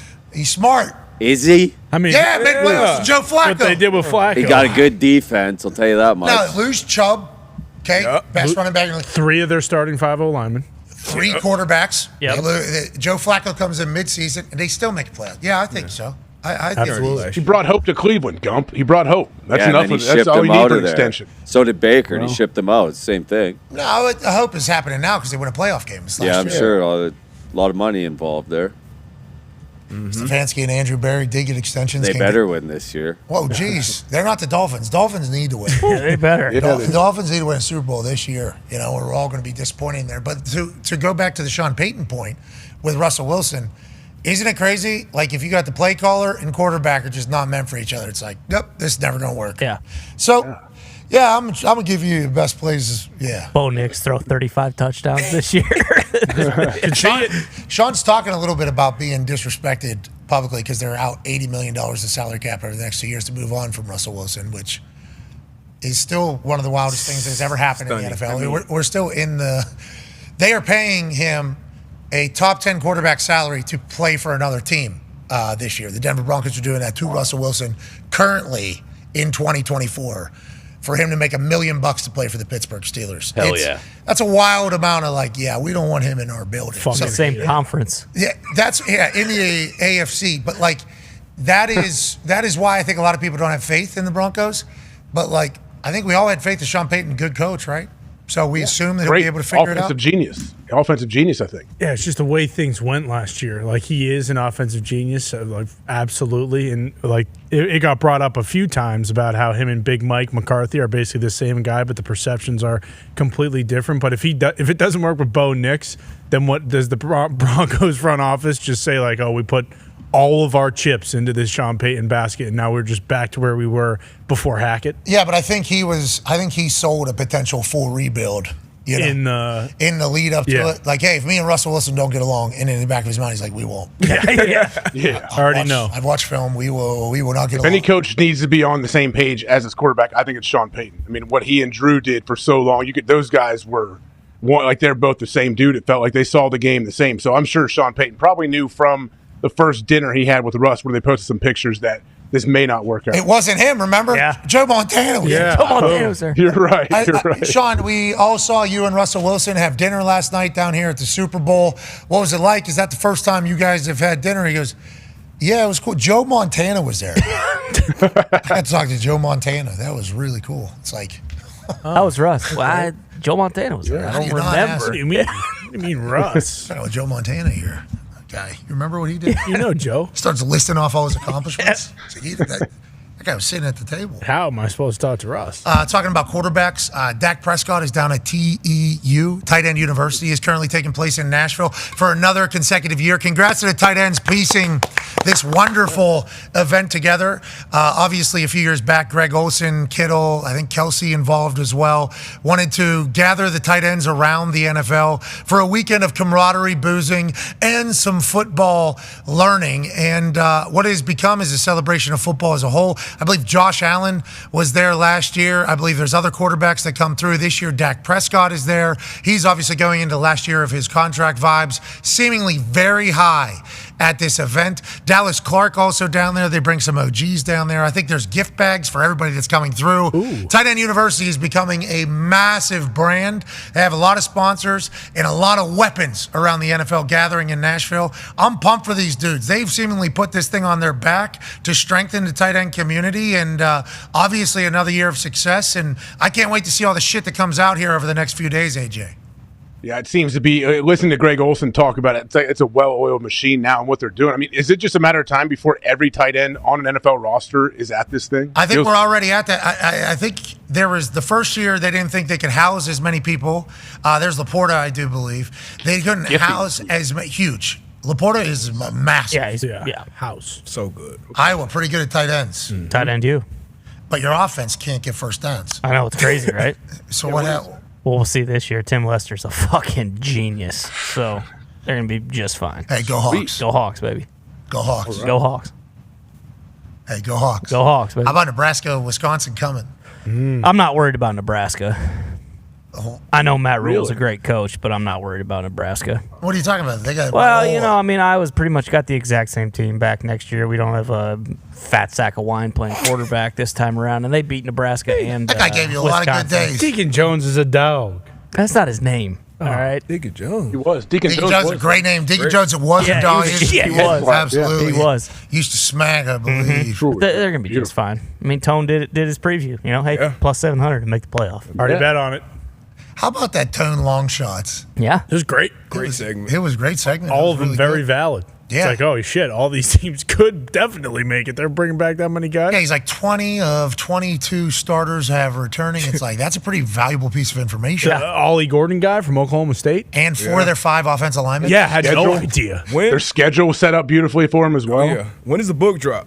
Need that. Has to be in the next few weeks. Okay. Has to be. Like an actual physical book, or what? I don't know if we're going to be able to get it to a publisher. Maybe a newsletter. Maybe like a digital newsletter. Yeah, we'll figure out how to get it out. Yeah, somehow. Sweet. He does so much work. He loves college ball, Tone. I love it. I love watching excited Tone talk about it. Yeah, and he does. Yeah, he really dives into the analytics of it all too. Like he'll send me notes, obviously, for each game that we're going to chat about on game day. He's like my information guy, legitimately. In some of the stats he'll send over, I'm like, Tone, where the fuck did you find this particular stat?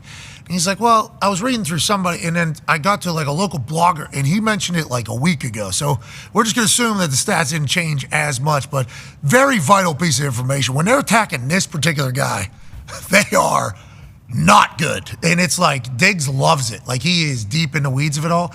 So this book just seemed like a naturally, like, hey, you should put all this information you have somewhere, you know? Yes. Like other people would probably like to learn about this.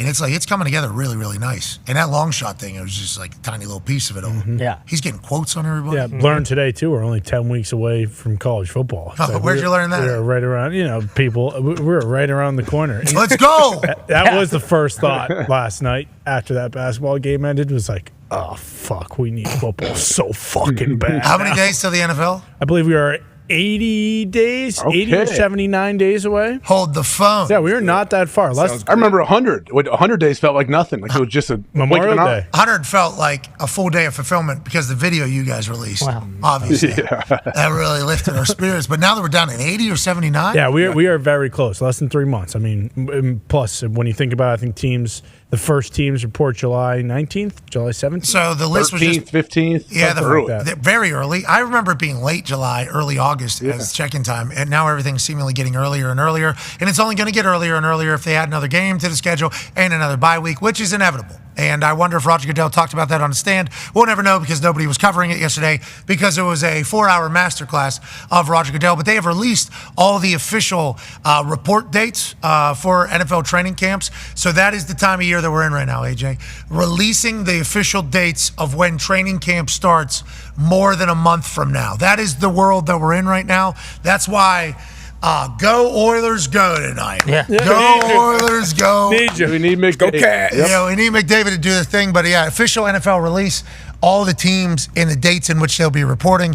Hall of Fame game reports earlier, obviously, than everybody else because their game is 3 days before everybody else. New coaches have an earlier check-in time because they get a couple extra days with the entire thing. It's like, now's the time for these players to enjoy the free time, be smart, get prepared, and be ready to dominate. Hell yeah. Show up in shape. Don't try to get in shape in training camp. And they're going to find out, are they still doing conditioning tests? Those even exist anymore? Most teams are. Do they? Are you sure? No, I'm not. That's a good question. Yeah, me neither. I haven't heard anybody fail a conditioning test in years, I don't think. So kind of an old school thing. You don't need to go like stride out 15 half gassers and then go practice the next day. Like if you're not in shape, it's going to show within the first day or two. Yeah, day one. Oh yeah. Most exhausting thing is happening as soon as you get there. Welcome to training camp. I assume that is something that has been negotiated out of it. We think people are still running. I would say at least half teams probably. Like Steelers probably are, right? Don't the Steelers? They're big on that. Steelers still travel to a college too, a university. Obviously, that is something that is slowly dying as well. A lot of people just doing it at their home bases because it's become so big. Yeah. All of these buildings and facilities have become so big. So there's only a few teams left. I don't know how many there are that still travel and get away and stay in dorms and do the old school. But this entire thing's wild. In Green Bay, did you guys have to pass the conditioning test before you could practice?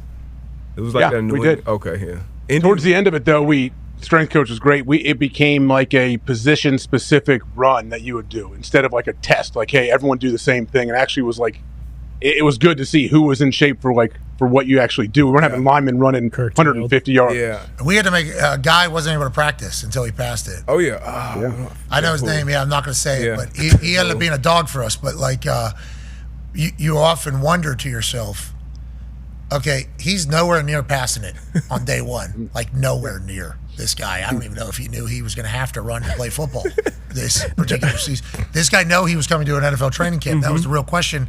And then you think to yourself, well, he's not allowed to practice until he passes. He was a young guy. It was like, well, this guy's not practicing for a while. He's not going to pass that tomorrow. And then are they going to run this thing 3 straight days? Because his legs are going to, and he's only going to get worse. He's going to get in worse shape. He's not, there was no end in sight for this guy. It's like, is he ever going to practice? You get fined for that? Wait. You can. weight. Yeah, weight. gain. And I had we had some guys in Cincinnati that weren't able to practice because they didn't pass it. I think we ran 40s there actually, and they didn't pass that. So they had to they're riding the bike, they're doing workouts in between work, meeting time. They have the strength coach are taking through little stuff, and they have to get their weight down. Worse. Just an embarrassment. On the bike, the fucking arm shit. But it's some guys who it's almost like test taking. Like some guys can actually be in football shape, but when it comes to taking a conditioning test, for some reason, one reason or another, they just cannot. Ben Jarvis Green Ellis, my guy, the law firm football player. Run his ass off, work his ass off, but conditioning tests, but just not his thing. Him and the whistle just can't. This ain't how sometimes you're striders. I know I'm not a strider. We ran 20 half gassers in college. We had dudes that would dump their pants during it and keep running because you don't want to. If you fail, you got to come back the next morning and do it again. So I'm not great with striders. General Bob, he could be first place in the whole team on 20 straight gassers, gliding like a gazelle up there, and I'm just grinding my way with my short little legs. West Virginia, we did the hill in 110s, and.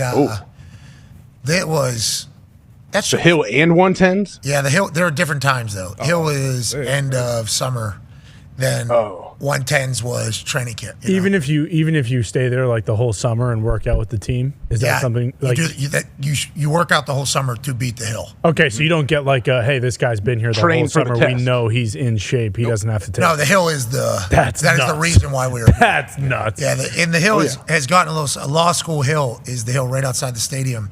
It used to be one of the most hilarious looking things. I mean, it just went straight up basically, and it was a long way, and it just seemingly never ended. But I was very lucky because my freshman year I come in fresh out of soccer, so I'd been running a lot in Pittsburgh. I've been running up hills literally my whole life. I lived bottom of every hill in Plum pretty much. So to get anywhere, I had to go uphill. So I was just toasting up that thing. I felt great.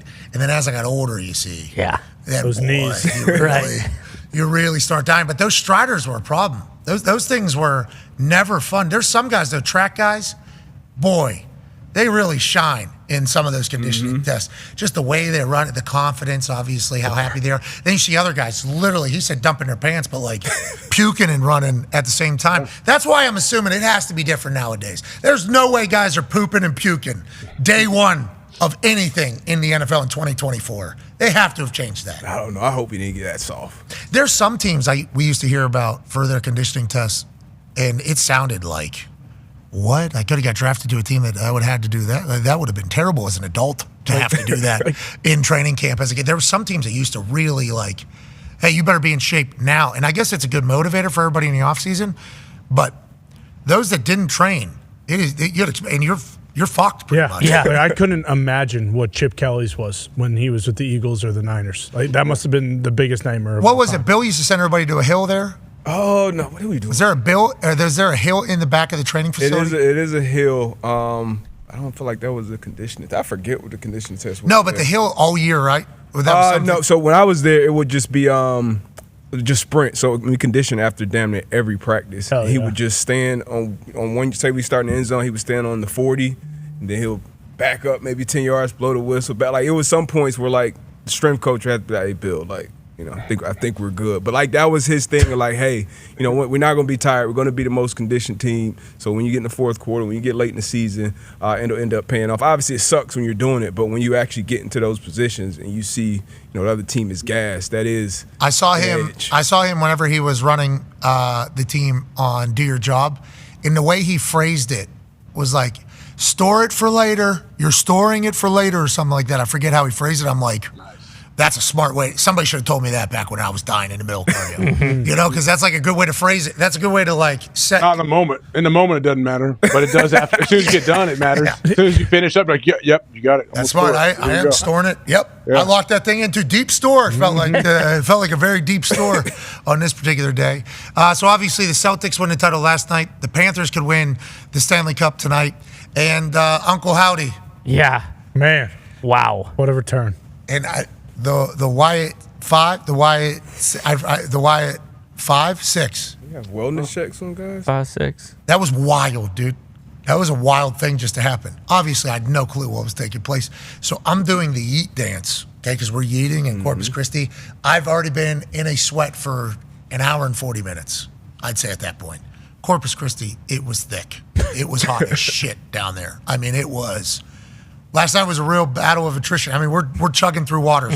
Cole in a full suit, sweating his ass off. I mean, it's like, so I'm yeeting, sweating, and I'm like, wow, we're really running this a long time, in my lungs and in my body. And all of a sudden, they do a power outage, and in the video, I got, because I watched it back, you see me still yeeting and then stopping midway, and just going, what the? It's just because this thing has been teased for a long time, and then there's just bodies laid out everywhere. Did you hear the gunshot when they shot Chad Gable in the head?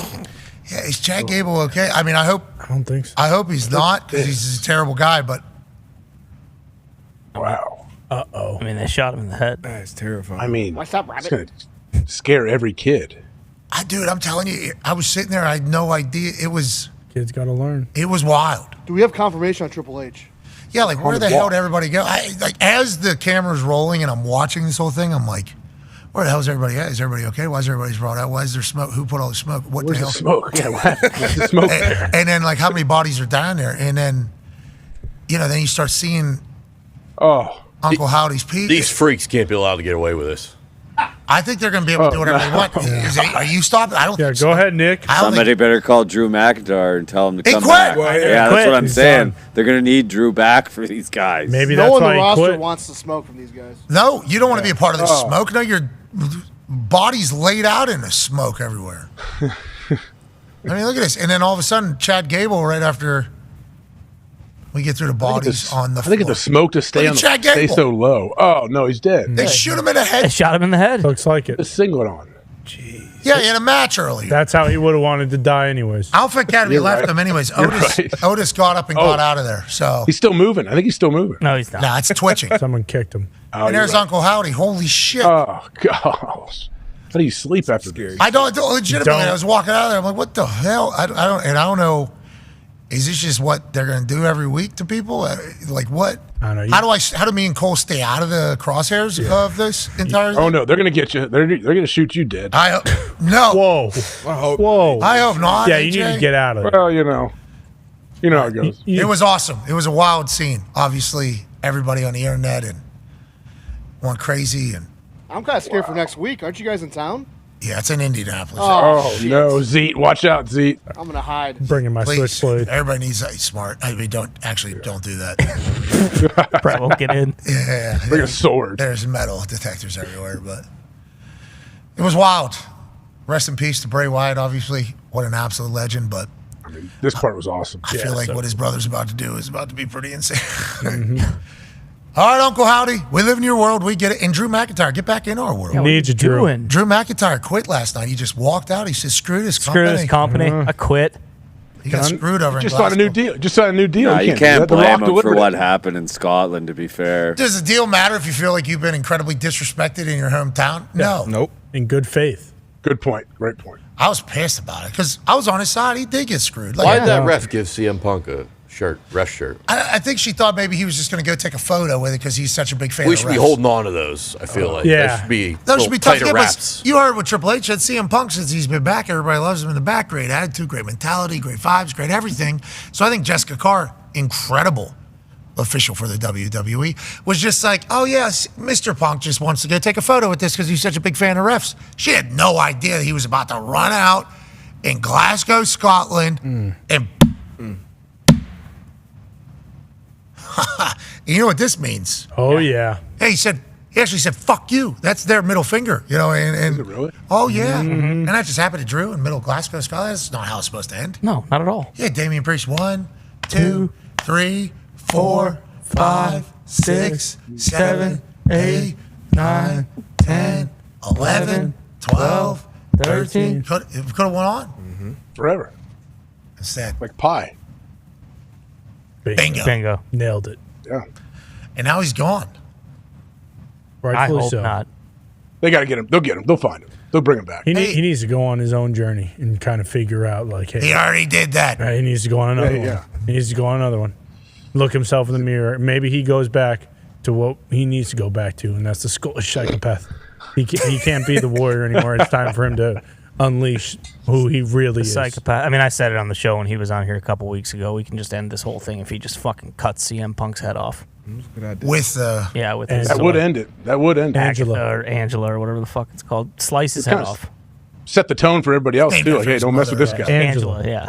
Angela. You might find yourself on a wrong end. No, yeah, I don't want to get my head cut off, but I feel like if you would just listen to me, do it in your home country. They're not going to give a fuck. Especially that night. Yeah, they'll use CM Punk's head as a soccer ball. Euros are going on right now. Yeah, they lost to Germany, obviously pretty bad, 3-0. Shit kicked. How about that happens on Friday, and everything that Grella told a fella was right. We definitely have him back on again, telling us everything we need to know about all these Euros. He literally, every name that he said, I guess, scored for the German team, and then Spain, and then, everything he basically said was right. So tell the fella Grella was hella successful, and we will certainly revisit that. But yeah, once the Scots lost 5-1 on Friday night, and then you got Clash at the Castle on Saturday night, and then Drew McIntyre loses like that.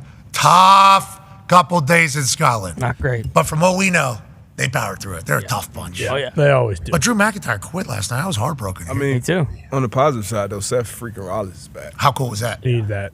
Then that was quite a surprise. Needed that. Yeah. Especially after the Derby. What's that? The Kentucky Derby. Oh, yeah, where they were representing down there. New York Times bestseller. His wife, Becky Lynch, also down there. Seth freaking Rollins crushing last night was great. He's got a title opportunity in 2 weeks. Shout out to El Campeon. Charlotte coming back? What's that?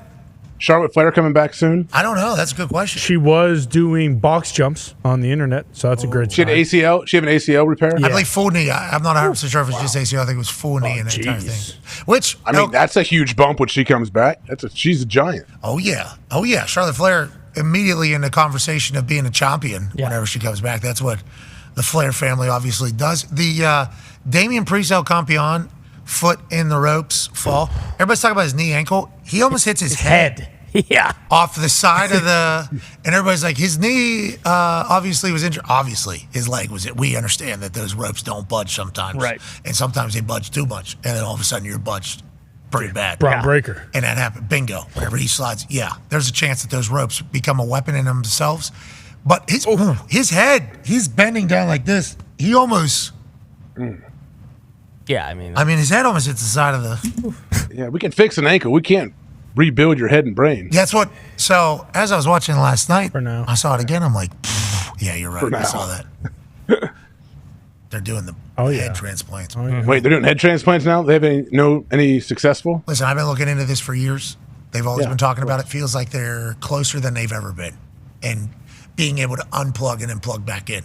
So do you have to kill somebody then to use their body to put your head on it? No, it's a donor, obviously. Yeah, 3D print a body.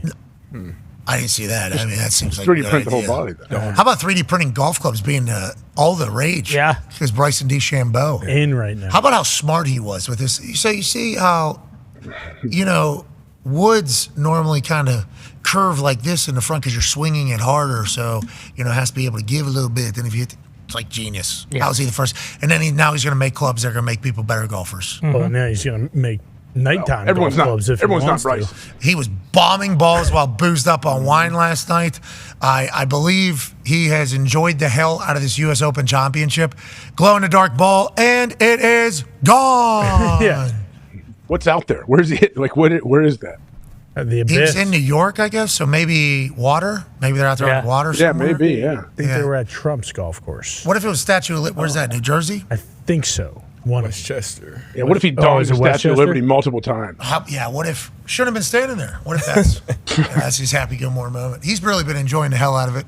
How could you not? He is officially not on the Team USA Olympic team. That has been announced today. Xander Schauffele, Morikawa, Wyndham Clark, and Scotty Scheffler, who is obviously our hero, our Captain America. The man who goes from jail cells to golf courses and doesn't skip a beat. He is the epitome of American success. So hopefully he goes on to win the gold, but Xander Schauffele has proven in the past that when the gold's on the line, he plays his best ball. right. Wyndham Clark, a lot of people saying, well, is that the guy that we would have rather had Bryson DeChambeau for?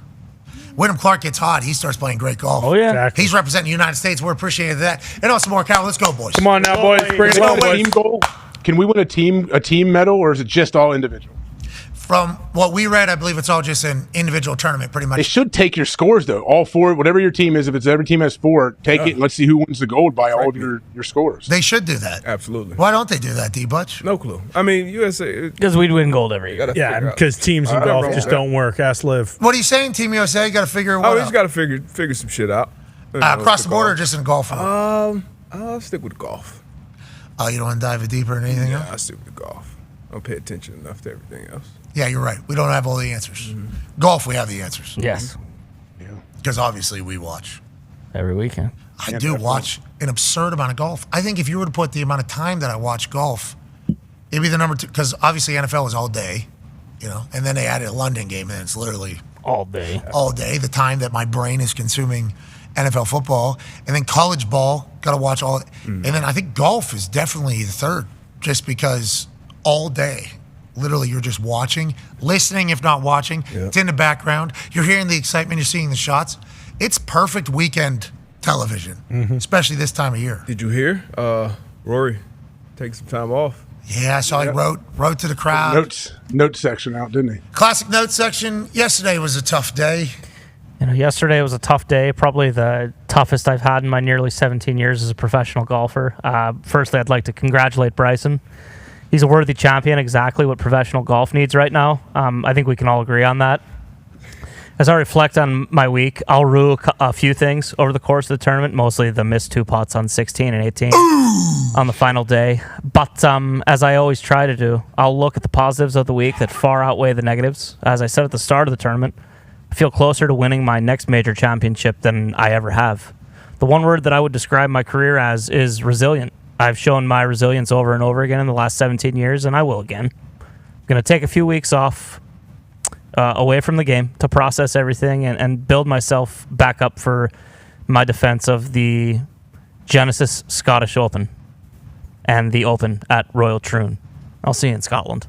Thank you, Rory. Thank you, Rory. Feels like it's all good, baby. Nice. Guppy, on that note, way to go. Let's get the hell out of here. Rory's going to British Open. He's good. He wins the British Open in dominating fashion. All is forgotten. Yep, and then if he wins the gold, all is forgotten. Then if he wins the Masters next year, if he wins blah, blah, blah, it's all forgotten. Why, the U.S. Opens at Oakmont next year. Yeah, we'll see. If he wins that, it's all forgotten. Yeah, bingo. Let's just keep doing that. He's closer than he's ever been. We saw it. Literally, he is the closest. He is closer than he's ever been. Yeah, but he's got to build himself back up now. This guy is so fucked. I feel terrible for him. I really do. Truly. There's going to be some my demons. heart, Can you imagine? I feel awful for him. I really do. Yeah. Me too. You're hitting and imagine putts. next time he's in that situation at a major and he has a lead going into the back nine. Like, what kind of demons do you have? He's hitting putts from 20 plus all night. Right here. He's going to be right here. Right here. The gold on the line.